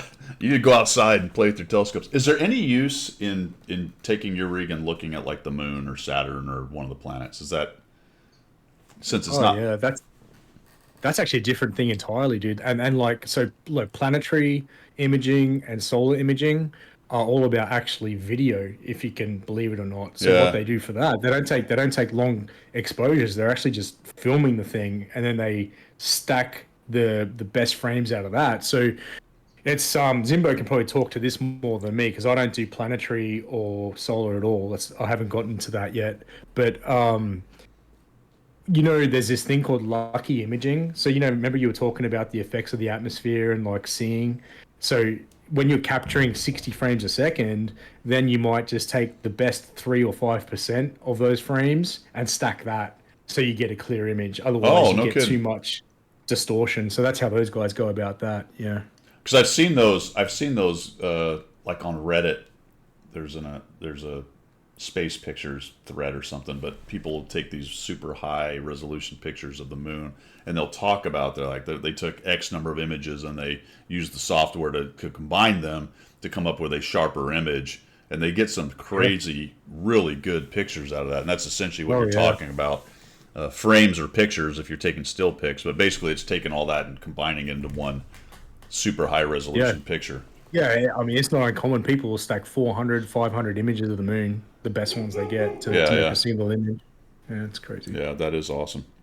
That is awesome. Yeah, well, I'll answer whatever you want to, whatever I can answer, I'll answer. So yeah, I mean, like when you're talking about in terms of setting up, so the routine, like once it's go time and I've connected all the gear there, then once it's balanced, then you basically just need to make sure that your focus is right. Because as you can imagine, focus is such a huge deal. Like it's the one critical thing that if you mess it up, you can basically throw away a night of imaging, you know, and even having like electronic autofocusing. So like, you know, when you looked at that picture of the rig before, you saw those blue boxes hanging off the side there. Yeah. You can't really see them on that side. They're on the other side of the rig there. But its job is to actually measure changes. The software measures the changes of the stars in the image, and then if that exceeds a certain tolerance, the autofocus motor will rerun a program to get the stars back into perfect focus. Yeah. That's crazy, man. So we sort of got off track. I kind of asked you what the dream was. Is this I want to make money off of a YouTube channel doing this. I want to increase my hobby and maybe make some money. I want to find something new in space that no one's found. Or it's just, I'm just interested and it's a fun thing to do. Like, it's just me wanting to become as good at a hard pursuit as I can and track that progress over 5 or 10 years. It's completely masochistic. It is me putting myself through suffering, basically. Yeah. That's awesome, man. So have you met any other people who have the same hobby? Yeah, I've Like met a few people. networking actually. kind of thing? Yeah, and it's funny because they tend to have similar personalities. You know, like you don't get into mono narrowband astro imaging if you don't like putting yourself through pain. And like, so these people are all kind of cut from that cloth. You know, it's funny, man. I mean, I sort of... I met another guy in the States. He's in Arizona, and he's a grandmaster level shooter. I think he's in a few different his name's Ryan Voigtkin, and he runs an astro imaging channel called Dark Rangers Inc. And he and I kind of connected on Facebook, and we've been like talking every day for months now. But yeah, he's a cool dude. Really enjoying sort of like going through this with him and bouncing off each other. So we'll share images with each other of what we're imaging and which targets we're going after, and you know, what we're doing basically. Yeah. And if I've got a problem, it's great to have someone to bounce off with, you know, hey, what's going on here, or that sort of stuff. So, because it is a pretty solitary pursuit, to be honest. It's not a very social sport. Yeah, Nothing Special says they got a 5-inch reflector telescope by mail order. You had to pick it up at a railway station. Nice. And Gator asks, any good phone apps for finding celestial objects? You know, there's a bunch of them, Gator. I don't know which one you would recommend. I mean, obviously, he probably doesn't need a phone app for what he's doing, but I have one on my phone. Stellarium is the one that is quite good, but then there's one on iPhone. I can't remember what it's called now because I don't use iPhone. But this is Stellarium has both desktop and mobile. This is actually, you can see here right now. Because the rig's connected, I can show you this. So you can see that, right? So basically, I come down a date time window and say, like, for today, I'll just roll forward to say, like, 10 p.m. Or midnight. There's half past midnight. And then it'll show me some targets that are in the sky, like, say, this one here, Heart and Soul Nebula, right? And you can click that as an object and then literally put the frame up around that, which is set to the parameters of my scope and my camera sensor, and that'll show me how that's going to frame up. And then say I don't want that framing, I want this framing here, I just rotate that around, and then I can send that to Nina. So like when I come over to the Nina software here, and I go to say Framing Wizard, I'll press this little icon in the top right, hopefully that's loaded up, and then that'll go to Stellarium, and it'll grab that object with that framing in Nina. This program, the capture software, is called Nina Nighttime Imaging. And so there you go. Nina then frames that up, and then I can send that to an advanced sequence. So I go add target to sequencer, mono SHO rotate, boom, and then that'll take me through. And this sequence is programmed to run all of the things it needs to do to image this target. Wow. And so then all I need to do is hit play, and then Right. I can basically go to bed if I want. So Yeah, I've got an app called Skyview Lite, but if you go a Star app or something in the store, there's a dozen companies that do that just for your phone if you want to ID something that you can actually see. Usually for me, I don't know if that's Mars or Venus, but you can it's so funny, dude. Like someone asked a question, and like within 10 seconds, we're off on a tangent. We're like 5 subjects removed from what they asked about. But that's how this hobby is. Oh yeah. Let's see. Zimbo says video has thousands of images. Software can go through and pick it. Yeah, yeah. See, and again, that goes back to the AI thing. You know, it's that kind of capability with AI to grab and correlate massive amounts of data and get a bigger picture of something is fascinating. There's way more to come. Huge online community for this stuff. It would have been very different. Oh, 100%. 100%. I mean, to some extent, it's only possible like this with the internet, to be honest. You remember you asked me before. You said like, why was Elephant Trunk Nebula a good target to go after for a beginner? Yeah. Well, like take this for example, right? Because most beginners are going to have a wide focal length, a short focal length telescope, like doing wide field type stuff, where they're imaging a big portion of the sky with that setup, right? And you can see here the galaxy target we looked at before, the one that had the supernova at the start of the year, M101. Like you can see exactly how much of the frame that fills. Like if I zoom out there, yeah. You see, it's tiny, but then when we go over to say the other target I showed you before, which is it's called IC 1396, the Elephant Trunk Nebula. We go over to that, and you can see how much of the frame that fills up in comparison. So yeah, Zippo's point I think is good. This is probably not really possible without the internet. Not to the level you're doing it. Yeah, dude, this would be so brutal. Yeah, this would be so brutal. Just getting the software to run things for the computer itself. You've downloaded all this stuff off the internet, I'd imagine. That's where it all came from. Yeah, and I would say like they are making it so accessible and easy now. Like even with one of the most basic things you need to do, which is called polar alignment, which is something you do like every session at the start of your night, unless you're like operating like off a concrete pier in the backyard, or like some people set up like an observatory. They'll polar align once and then they won't do it again for months. But if you're doing what I'm doing, where you have to drag the rig in and out every day, you have to polar align every time you image, right? Right. And how it used to happen is, I don't know if you can see at the bottom here, like this little thing here, it's a cap that comes off. And there's a little eyepiece down there. And so people would have to get on their knees and look up through that in order to frame Polaris through the scope here. So they take off. Yeah. They take this little cap off here, and then they look through there at Polaris.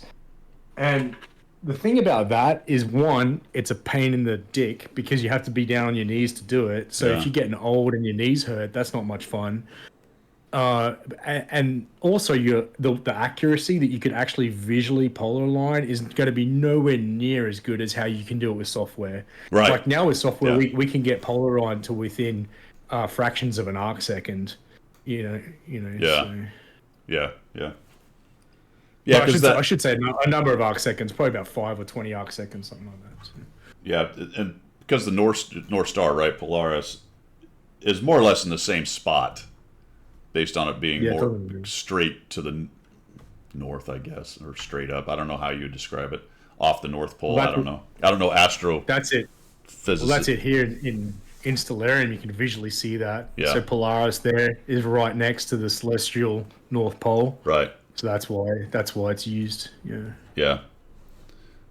So when you start an imaging session and your scope is parked, it will always basically be here. Like right now, if I connect Stellarium, to my telescope, it should show up there, right near there. See? Yep. That little orange thing is where the telescope's roughly pointing. So. Now, as I'm standing on Earth looking at it, it does, based on where we are around the sun, the North Star does move a little bit in relation to us in terms of how we're looking at. I mean, it doesn't physically move, but our angle to it moves, and it's far enough Yeah, I mean, away that's- you can't see a big difference, but it does a little bit. But I guess once you reference off of it, then everything else is in the same relative place, minus all the movement, of course, that the universe has. But Basically, that's right. Yeah, but Yeah. the thing with polar aligning using software is you don't even need to use Polaris. In fact, it's better not to. So the way that most people align now is they will actually slew the telescope to the target that they're going to image that night, and then they will do a polar alignment based on that area. Of oh, right, sky. I see. Because the software can go, all right, I can do all that math, and then we'll align you from. Got it. Yeah. Okay. Yeah, because what it does is it takes an image, and then the stars in that image, it does a process called plate solving, where it uses a database to go, oh, I know which stars they are. I know the Yeah. relationship of those stars to one another. You are here, and then it can actually pinpoint you to within arc seconds of where you need to be, and you go out and you'll make some adjustments to your scope, and you're done basically. So yeah, you don't even need Polaris anymore. I was going to say, does GPS help you? But I guess not, because you already have a good fix. You already have a good fix on your lat long where you physically are, so that doesn't really change. So once you get that, your altitude and lat long, and you're Right. good, right? That's why I need to be careful which screens I bring up, because How- otherwise everyone who watches this stream will know exactly where I live. How accurate? Just as an aside, so is it a mensurated coordinate you're using? Is it how accurate is your position that you feed in, or does it matter that much? Yeah, it's accurate to within a decimal place or so, I guess. Pretty Okay, accurate. yeah. So 3 meters, but 10 that's- meters, something like that. Something like that. Yeah. Yeah. And then you put your elevation in as well. Right. But yeah, I mean it's good enough for government work, let's put it that way. Yeah. The, So the main thing, the big equalizer here is that little telescope sitting on top of the main telescope. So that guiding camera with that guide scope can mean that you actually don't need a very accurate polar alignment. You can be accurate to within a number of arc minutes. In fact, they actually recommend that if you're using a separate guide scope like that you deliberately make your polar alignment less accurate, so that the motors that are driving the mount are constantly engaged in one direction, so that you don't get backlash where it's attempting to change directions back and forth and you're experiencing something called backlash. So that very fine micron level gap between the gears, if it's having to go from a forward gear to a backwards gear. Do you know what I mean? Yeah, That engagement in the gears that would then engage that backlash can cause you some problems when you're taking 5-minute sub exposures. So that's why they say it's better to have your gears constantly engaged, trying to correct for an error in one direction so that you don't get backlash. That makes sense. That's really interesting. I see what you're saying, because if you're trying to keep it extremely accurate, it would be moving in both directions potentially. As if it went too far, exactly. like, okay, let's go back. But you want more of a smooth track, which you can get better with a slightly less accurate. Yeah. That's fascinating, actually. Very interesting. Yeah, that's it. That's So cool. yeah, it's kind of this. Yeah, astro imaging is kind of this fusion of technical know-how and then computer processing. Do you know what I mean? So like, Yeah. if your brain is built like how your brain and my brain is built, it kind of engages you on a number of fronts in that regard. Yeah. I teach a basic mapping georeference kind of class for the ABMs, and one of the things we talk about is lat long, obviously, and obviously how it kind of came about. And it's fairly easy to find your latitude as you triangulate off the North Star, because it doesn't relatively move that much. That's a fairly straightforward calculation for what my latitude is. Longitude, though, is harder because the Earth's spinning, all the stars are moving. You can still do it. It's kind of the same math, but you've got to understand where everything is going to be at that time, you know?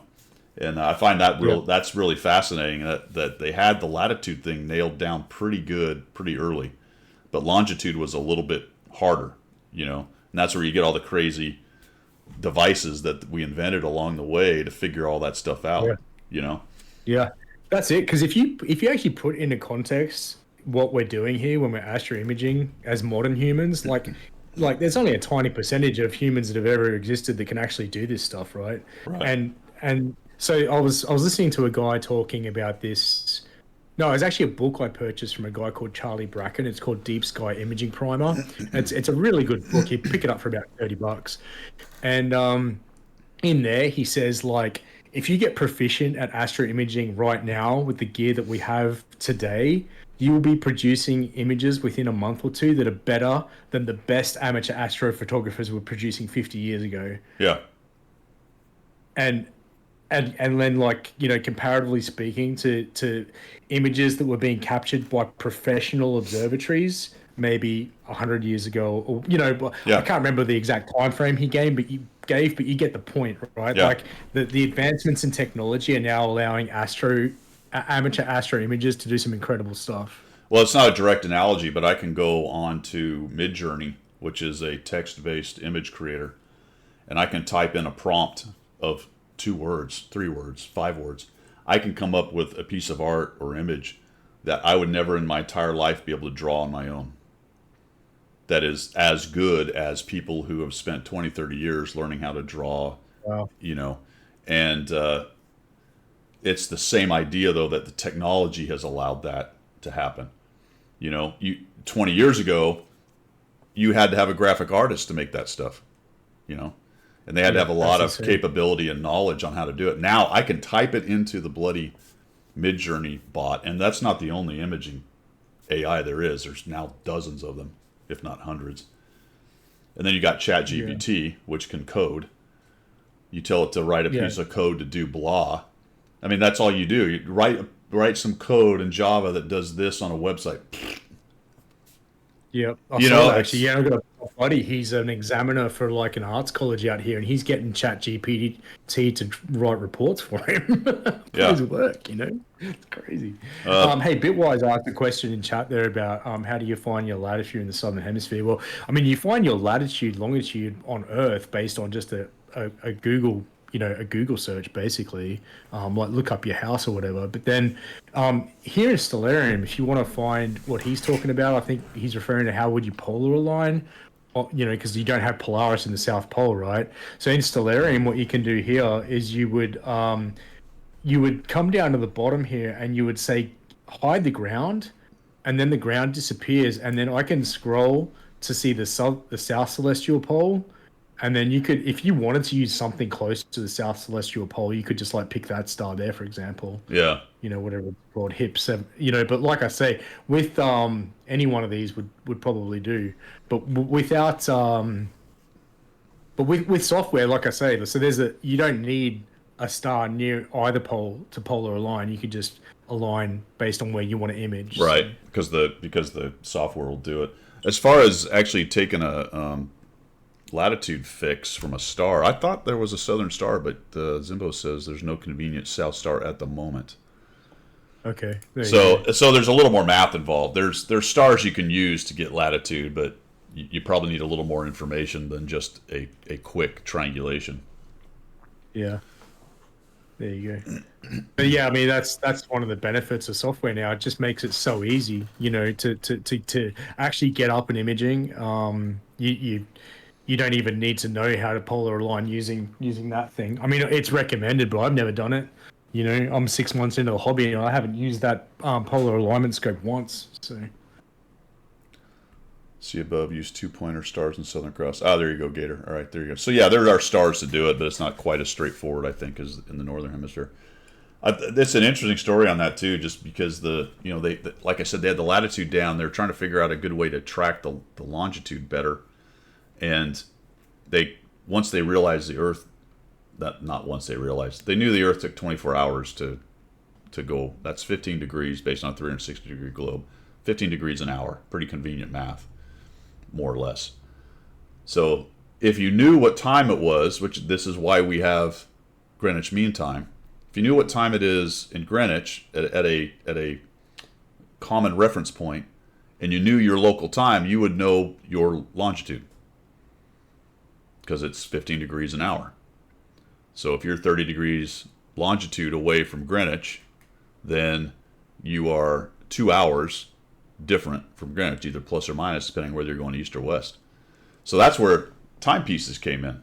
They needed something that could keep time accurately enough to be on a ship, that they could then have an accurate timepiece and keep the time at Greenwich and keep the time on the ship, and then they would have a general idea. And then obviously there's more math than just every 15 degrees, but you get my point right there. That's a fascinating That's the thing, story. when you come to the UK to visit Pilgrim and I, we should go to the Royal Observatory out at Greenwich Park there, because that has those original clocks. Yep. I'm trying to remember the guy's name. They actually made a movie about it. Was it? I think it was called Longitude. Actually, the movie was called. What was the guy's name? Zimbo may remember. So it was kind of like a SpaceX, the SpaceX prize or the X prize, the first person to do whatever. That what'd you call them? The Greenwich. It was a group of people. Sorry, my brain is. Anyway, they basically put a prize out for somebody who could create this clock. And this guy created it. I guess the story is, one of the stories I heard is he had an initial one, and they dropped it, bringing it onto the ship, which sort of damaged it. So his first run was not quite, so they didn't pay him. They're like, nah, that's not quite good enough, right? So then he went back to drawing board, and a year or two later, he brought another one, and he ended up getting the prize. Which that is a short version of that story, but very, very interesting. I'm trying to look it up because I can't remember either. It's not hang on, clocks and timekeeping. Let's see. You've got me Yeah. curious now, so I need to look it up. Trying to remember the guy's name. It's on my slides. It's not George Airy, is it? No. Let's see. What was the prize called? It was called. Jeez. Oh, here's the clock here. No, that's a gate mechanism clock. That's not it. See, now I'm.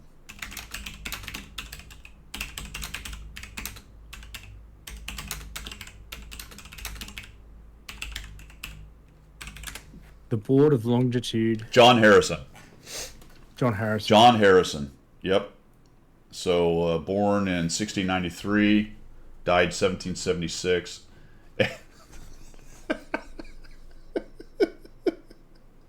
All right, I'm laughing at myself. I'm gonna explain what. Not to make him. Because he didn't get the prize. He didn't get the prize while he was alive, did he? He got it once he was dead. Oh, did he? Maybe. The reason I'm laughing is the write-up says he is a English horologist, which is the study of time. There is a fantastic scene in Pirates of the Caribbean where the very good-looking woman is on the pirate ship with Captain Jack Sparrow, and she says she's a horologist, and all the pirates around are like, and Jack Sparrow goes, well, you know, we all need to make money. And she goes, no, it's the study of time. And one of the older guy goes, my mother was a horologist.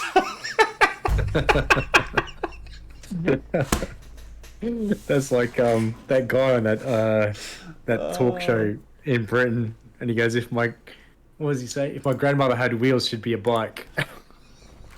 Seen that clip? Oh man. Anyway, look up that clip. I'm not gonna show you. See, again, we just randomly got onto that. Can we talk energy management real quick? Yeah, sure, man. Ask Loblo. What do you want to know about energy management? Speed and altitude, baby. Speed and altitude. That's a start. Yeah, that's right. That's a start. The burners plugged in. If G's... You want to do more tank stuff, Guido? No, I'm good on that. No, you're fine, man. This is awesome. I'm enjoying this. It doesn't matter if they are. You know, it's all about me. You know what I'm saying? No, I'm just kidding. What were we talking about? Time and all that stuff. Yeah. Okay. Seriously though, look up the Pirates of the Caribbean. I'll check that out. Horologist clip. It's absolutely fantastic.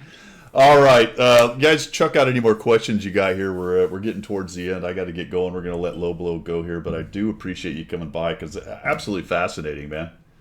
Good stuff. Can I unashamedly ask for some subs on my YouTube, by the way? Absolutely. If anyone's interested in following my astro imaging journey, please head over and give me a sub. That would be hugely appreciated. 100%, man. 100%. Give a guy a show on Twitch and he gets at it. Trying to figure out how to jump some 109s in DCS with the P47, and I'm struggling to get my guns on them. You're trying to do the slash and burn tactic from high and not turn with them? Is that what we're talking about? Standard jug action? What do you... Obviously, when you're doing a slashing attack like that, you don't have a lot of time for the shot. So you have to have your lead fire and your aim point sorted earlier, vice later. Yeah, you don't want to turn with them. Just accept that you missed them and keep going. I mean, that's the general discussion, but it's DCS and it's video game version, so maybe there's a lot more to it. It probably is. But if your plane doesn't turn with something, don't turn with them. Because the beauty is, as you know, Low Blow, if you're talking about machine guns, you can get outside their WES quickly. Yeah. Unless they're fast.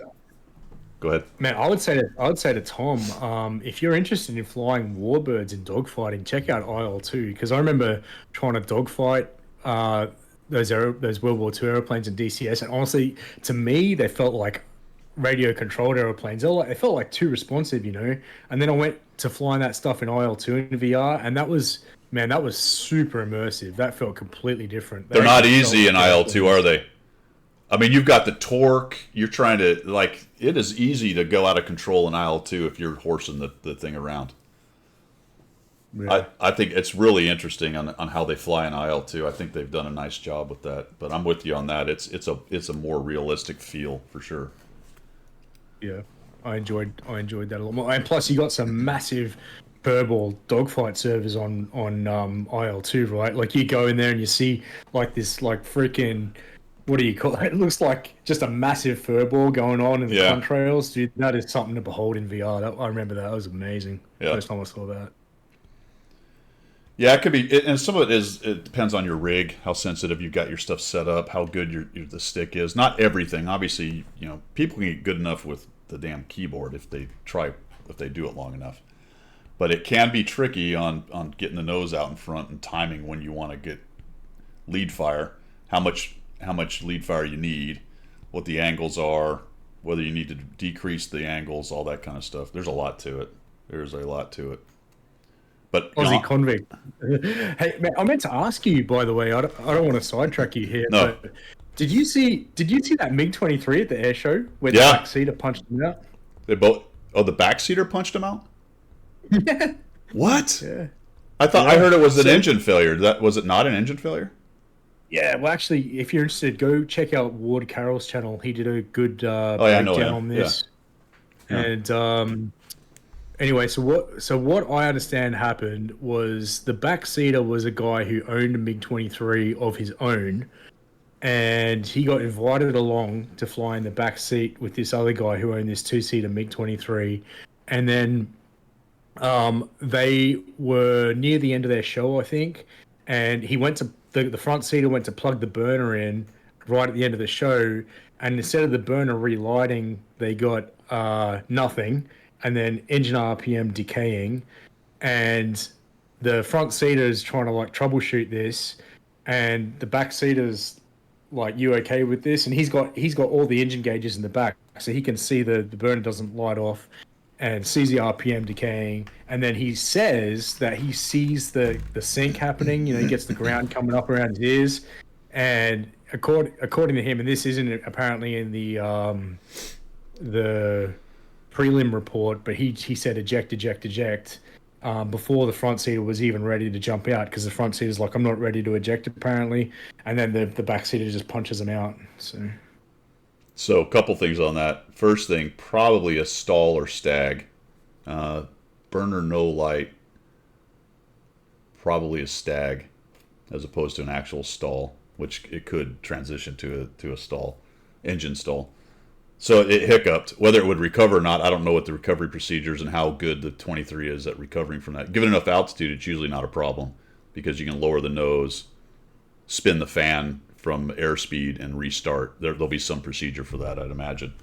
But they're pretty low, so that's what the one guy's probably worried about.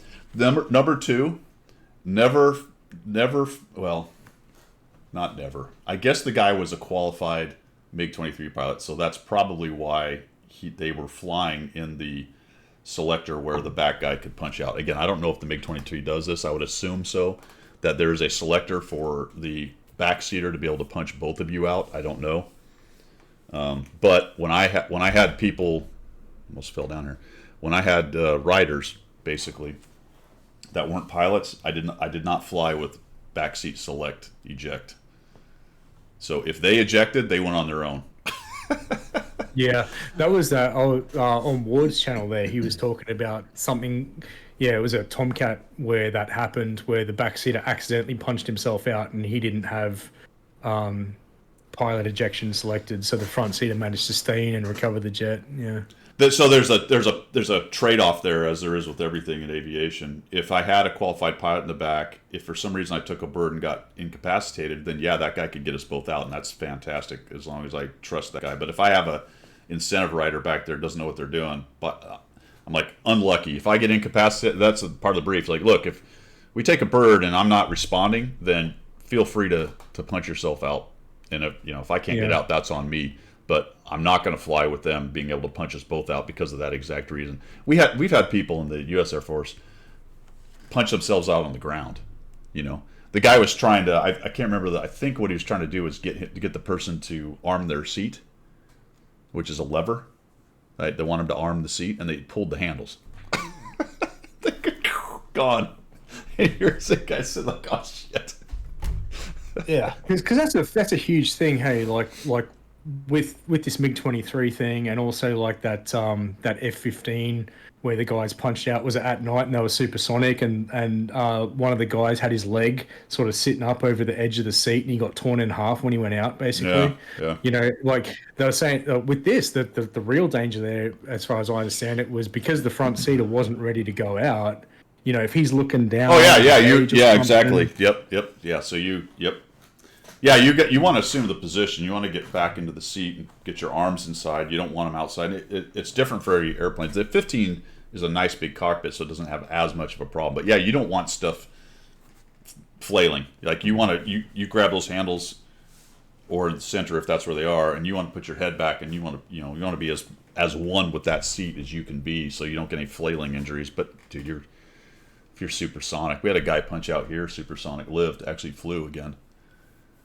But he was torn up. I mean, you just can't help but get torn up when you go out supersonic. Even if you've got a 0-0 seat, Guido, if your sync rate's high enough, could it be? Yes. Could it not save you? Yes, absolutely. 0-0 is exactly what that means. Zero speed, zero sync rate, essentially. Which means if I'm on the ground, I can punch and I'll get a shoot and one swing, and then I'll hit, and it's still going to be a spicy hit. Any sync rate starts to decrease that seat's capability because its baseline is 0-0. I'm sitting here 1G on the ground. Pfft. Once you introduce sync rate, then yes, that's part of the problem. So as a fighter pilot, did you basically have a number of like kind of gates in your mind about where you could achieve a safe ejection? Like 2000 controlled 8,000. 2000 controlled 8. I think it was 2 and 8. Each seat had a two numbers. The first one was controlled. The second one was uncontrolled. So 8,000 was for I'm in a spin headed straight down. If I'm out by 8,000, then I'll get a shoot before I hit the ground. Wow, that's so high. Hey, like we compare that to like sports skydiving. Well, there's good buffer there. There's good buffer there. You probably could punch out lower than that and survive, but it's not guaranteed, right? That's all right. 8,000 is the safest, the less altitude or the lowest you can be, and the safest possibility. You might survive below that, and 2,000 is well above 0-0. But that was just everything's copacetic. Go to 2,000 feet, slow the aircraft down nicely, and then find your controlled ejection point because you're usually out in the middle of nowhere. And the idea is at 2,000 feet, trim up the airplane, a little nose up. Punch out, and the airplane should land somewhere where it doesn't hurt anybody. That's the general idea of a controlled ejection. But at 2,000 feet, you're not at 10. You're not in the chute from a long time with the winds. So at 2,000, you should be on the ground fairly quickly in the general area where you expected to be. So there's a lot going on with that whole idea. So what about speed wise? Because I imagine like punching out at like 500 knots is going to hurt, right? You want to slow down. I don't remember. Well, obviously below the Mach, that's a given. I want to say we slowed down to pretty much about as slow as it would go. Really, you don't want to be too slow. I don't remember, to be honest, if we had an airspeed. It was below 300, I believe, or below 250. I think was the number we used. Might have been 250. The slower the better, though, because you don't want to blast out into 350, 400 knot winds. No, yeah. You do if you have to. Is that why the F-111 had a capsule? Because they were basically saying that, or assuming that those guys might have to punch out at high speed. So the capsule. I actually don't know the answer to that. That might be part of it, that it was a high-speed aircraft and they might have to do that. Yeah, I don't really know why they went the whole capsule thing on that. And that could very well be it, though. That could very well be it. Interesting. There you go. O'Brute's got it. O'Brute's got it. 200. He's another Eagle. He's another Eagle pilot. He's flying for the airlines right now. Okay. So 200, that's right. Slow down, trim the nose up a little bit. Gone. So what's the go there then? Like, obviously, if you're doing some BFM or you had a high speed situation, is there just an assumption that above a certain speed your chance of survival is just really low? Is that how that works? Or? Yeah, it just gets worse and worse. I don't know if we had a number we hung our hat on, but clearly you'd want to be below the Mach. But anything fast is going to suck. Yeah. Yeah, anything fast is going to suck. We had a guy. Your visor is pretty much just going to get torn straight off, isn't it? Yeah. I don't know. So I think some people's visor, it depends on the speed. Sometimes it's still there because that's actually part of the checklist. Canopy, visor, mask, seat kit, LPU if you're over the water. So those are the actions after you punch, and you want to look up and go, do I have a canopy? If you don't, then you have to fight. Then you have to do the actions for if you got a line over or a May West or something going on with your canopy, or it's just you got to do certain things to try to get the parachute working. And then the next thing is, if it's still there, you want to get rid of the visor because you don't need that in your way. And then you get the mask off and chuck that out of the way. You want to drop the seat kit. If it hasn't, it should automatically have deployed. If not, you can drop it yourself. And then the LPUs are if you're over water, if they're not, you want to set those things off. And so you basically guaranteed a spinal injury from an ejection these days, or what? Not necessarily. People fly afterwards. They generally don't fly after two. But yeah, you could be injured enough that you can't do ejection seat. That's all dock stuff at that point. Once you eject, you got to get checked. And whether or not you can fly an ejection seat aircraft again is the question. Yeah, makes sense. Some people do. We actually had a guy who ejected himself. Well, I'll go with the official story. I don't know exactly really what happened here, but the official story is he had his mask had come off the crew, whatever it is, 92, 69, 42, whatever the hell it's called, which was where the hose went in and was connected to your harness, and then the hose came off that to the ship's door with the hose, and somehow that had come off and got up underneath, got caught in the ejection handle, and when he lifted his head to look back, he was, I think, defensive. So he lifted his head to come back, and that thing grabbed this ejection seat, and he ejected in the middle of the BFM set. So boom, right in front of the other guy. Full AB, the jet's in full AB. He's out. The other guy's like, holy shit, and down it went. And that thing went in at full AB. Into the muck and water, kind of shallow water out here at a place called near Apalachicola, St. George Island. Right. Apparently, it was Can you imagine being behind the guy and seeing that happen? Yeah. Oh. Yep. It was all on ACM. Yeah, it was on ACMI. They had all the info, and then of course some of the people on the island saw the thing go in. That must have been impressive because it was in full grunt when it hit the ground. just buried itself. I don't know if we ever found. I always meant to ask you that because I had a guy I went through advanced pilots course with, and he went on to the PIG, the F-111, and Unfortunately, he got scrubbed right near the end of OCU, but he was telling me that when the AB plugs in on that thing, you just keep getting pushed back in the seat. Was it the same with the Eagle? Like, as you're picking up speed and different stages are kicking in, are you getting pushed more and more back into the seat as you get faster? If you're Is that even a thing? No, if you're taking off, you can feel it if you're taking off. I mean, obviously you're sitting there, and it's not a holy cow, I'm shoved back, but it will. You'll feel the AB as you accelerate, and you can sort of feel it, I guess, in the air, push you back a little bit, but not that much. I'll tell you what you really feel though. Once you get an AB and you start pushing over the Mach or even down low, going pretty fast, and because you are using thrust to overcome that drag, right? And the faster you go, the more drag you got from the shape of the airplane and the friction drag, basically. When you take that thing out of AB, say you just take it from AB and go straight to idle, you will actually go forward. You can actually be thrown forward in your seat. It's pretty impressive. Especially at low level where you've got thick air, like where you're just in full grunt, really just using everything you can get to go fast. You pull that thing back to idle, you'll go like this. That's actually pretty cool. Yeah. That's actually I've been watching a bit of that Hazard Lee's channel, and he's got that guy who goes on his YouTube now. He's flying the Viper out of is it Vegas, Nevada, and he's pretty interesting to watch actually. Like there's some pretty realistic footage on there, and that's the one thing he says about BFM. In a real airplane is it's just so physical, and that's what you don't get from DCS, right? Oh, 100%.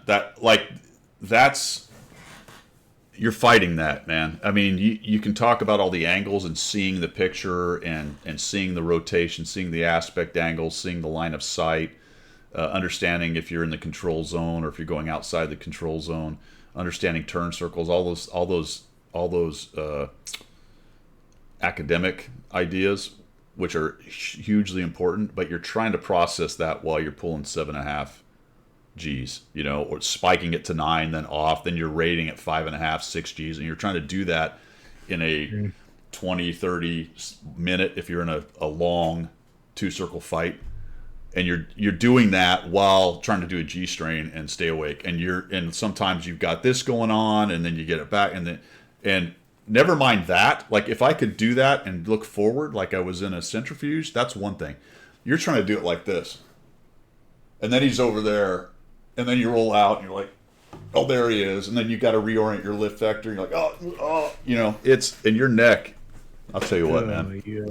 And I never. So was there ever a day where like you, because I suppose the thing that's you hear about Fighter World is that the briefing and the preparation before is massive, and the debrief is massive, and there's the 1 hour or whatever in the middle where you're flying. But was there ever a time where you knew you were going to have to go do some BFM sets, and you're like, I'm not looking forward to this. This is going to hurt? Or the only time that goes through your mind, in my opinion, is so. First of all, the first part of your thing is absolutely. You say you're the flight lead, so you're going to do all the prep. Let's make it the worst possible case. And I can't talk to weapons school because I didn't go there. But let's say you're doing an instructor upgrade. Weapons school is a whole nother level. But all right, I'm upgrading to instructor, so I have to brief, fly, debrief. I have an instructor flying with me who's going to be my instructor to upgrade me to being an instructor. So you have to brief to an instructor level, then you have to fly to an instructor level, and then you have to debrief to an instructor level. And you're probably talking about, well, it's an all-day affair, to be honest, if you're going to do this. So say your brief's at 6 a.m. You probably spent 3 or 4 hours the day before putting boards up, studying, getting ready, deciding how you're going to do it, all that stuff. You probably practiced your brief twice, and this is a 45-minute brief, so you've stood there in a room by yourself and actually gave the whole brief to nobody for probably twice. So that's the day before. So you're there at 6 a.m. You come in at 5, do what you got to do, check your life support shit, make sure you're signed out for all the things you got to do. Whatever. I can't remember what the hell they're called right now, but anyway, you're signing everything off. Then you go brief, and that's an hour. So fortunately, briefs are, you got to be able to do this in an hour to maybe an hour and 15 if you're going to tank, because tanker ops takes a little extra time to talk about. So that's it. It's hour. So you blah, blah, blah, everything you know about BFM. Say you're doing DBFM, defensive BFM. So you'll brief defensive BFM to the instructor. You'll fly offensive. He'll fly defensive. So when you debrief, you're debriefing to what his mistakes were. Of course, you'll get debriefed to what your mistakes are after the debrief, because you go fly, and that takes about 2 hours from step to fly to land, maybe 2.5 by the time you get back in and you go to maintenance and do all that stuff. Then maybe 30 minutes, so usually an hour after landing, you got to sit down, look at your tapes, get all your debrief information, do your best guess on what he did, and then if you use an ACMI, you'll go over to ACMI. That'll be 30 minutes of futzing around ACMI unless things are going really poorly. And then you're going to come back and look at the tapes, and that'll be another couple hours. And then the instructor gets a chance. And that's the wild card. That's the wild card. Everything goes well. That 8 hours you've sunk might be another hour or two. Everything goes badly, could be another 6 hours. So we're talking now. I know for a fact, friends of mine that went to weapons school, some of their missions, especially if it's TI, not just BFM, but say a 4v4 tactical intercepts, where you get down to the actual micron of moving your axe symbol to the right spot and all the things you got to do for that, can be 18 hours, 24 hours. I've heard of this. Yeah, I was just looking at what OB said, or Brute Bass then. Yeah. Brute's been there. So will you always have the HUD tapes before you start debriefing? Yeah. Yeah, you bring your tapes back, a tape review you call it, so you'll sit down, you'll look at your tapes. The student or the other guy will bring his tapes, or guys, depending on how many there are. Everyone goes to a TV and reviews their own tapes. They want shot validation, lines, which means where did I go, which way did I turn, have a general idea of where you were at any one time. If you have questions about where someone else was or what happened, you kind of note that section. If maybe you lost SA and you're not sure what that guy was doing or where he was. And it all depends on what mission it is. It could be ACM, BFM, TI, ACT, whatever it is. So that changes a little bit. It's for example, it's faster to go through a BFM engagement because generally, whether it's high aspect, offensive, defensive, I know what the setup is. I can go to that start and I'll go, that's the swirl. And I'd mark my lines down and go, all right, this is what happened and when it happened. If you're talking about an ACT engagement, you can have the start, you can have the picture, you can have the initial launch and leave or whatever. You can have individual ACM engagements, you can have individual BFM engagements, so you can really get down into the weeds on all that stuff. So on the one where the guy accidentally punched himself out, would they have debriefed the rest of the sortie, or would they have just not bothered that day? I don't know if they ever debriefed that sortie. They probably did not, because he was in the water and had to go get picked up. But they had what they called the ACMI stuff on that. So there's a pod. There's numerous ways to do that. Whether it's a ground-based system that takes your data, or whether it's a GPS-based pod. Once you download that, then you put that in the computer, and it actually draws your lines because it knows where it was, right? So that's very helpful. Things like the F-22 have that built into it, so they don't even have to worry about it. It's right there as long as it's working. For the 15, we had to do tapes. You'd start and you'd look at your heading and figure all that shit out. Cool. Yeah, that's cool. Good stuff, man. Yeah, we got super sidetracked again. Yeah, we did. With the Big 23, and then went into fighter. That's awesome. 1 and 2. I find that fascinating, dude. Yeah, it's good. So you got a few guys in your community who have flown fighters who follow your tank stuff as well. Then that's cool. Yeah. There's a few 15 pilots. Absolutely, man. Well, hey, brother, I got to get going, man. I'd love to talk for more, but this was fascinating. I really enjoyed it. Thanks everybody for coming out. Apologize we didn't do too much tanks, but I think this was better. Every once in a while you got to get out of your comfort zone. Learn, and by golly, you got to learn something, whether you want to or not. Lobo, good luck with the. Thanks, man. Say it again. Narrowband. Yeah, narrowband imaging. Narrowband imaging. Good luck with that. I'll keep an eye on your channel there. We'll have you by again sometime when you make that big discovery. Let us know. See. I mean, I'm not trying to make a big discovery. I'm just trying not to suck. But I'll probably get Zimbo on my channel, on my YouTube channel for a chat, because that's awesome. If that happens, let us know, man. Let us know. All right, guys. I appreciate everybody coming by. Let's go. We're just going to shut it down at this point. But again, I do appreciate everybody. Thank you for the subs and the follows. We got Stickler out there. I think a couple other people did it. Looks like my feed's not working. But I do appreciate it. Loblo, thanks for coming by, man. That's all I've Yeah, got. thanks so much for having me on, Guido. Bloody awesome to see you again, man. All right, y'all. Take care and have a good one.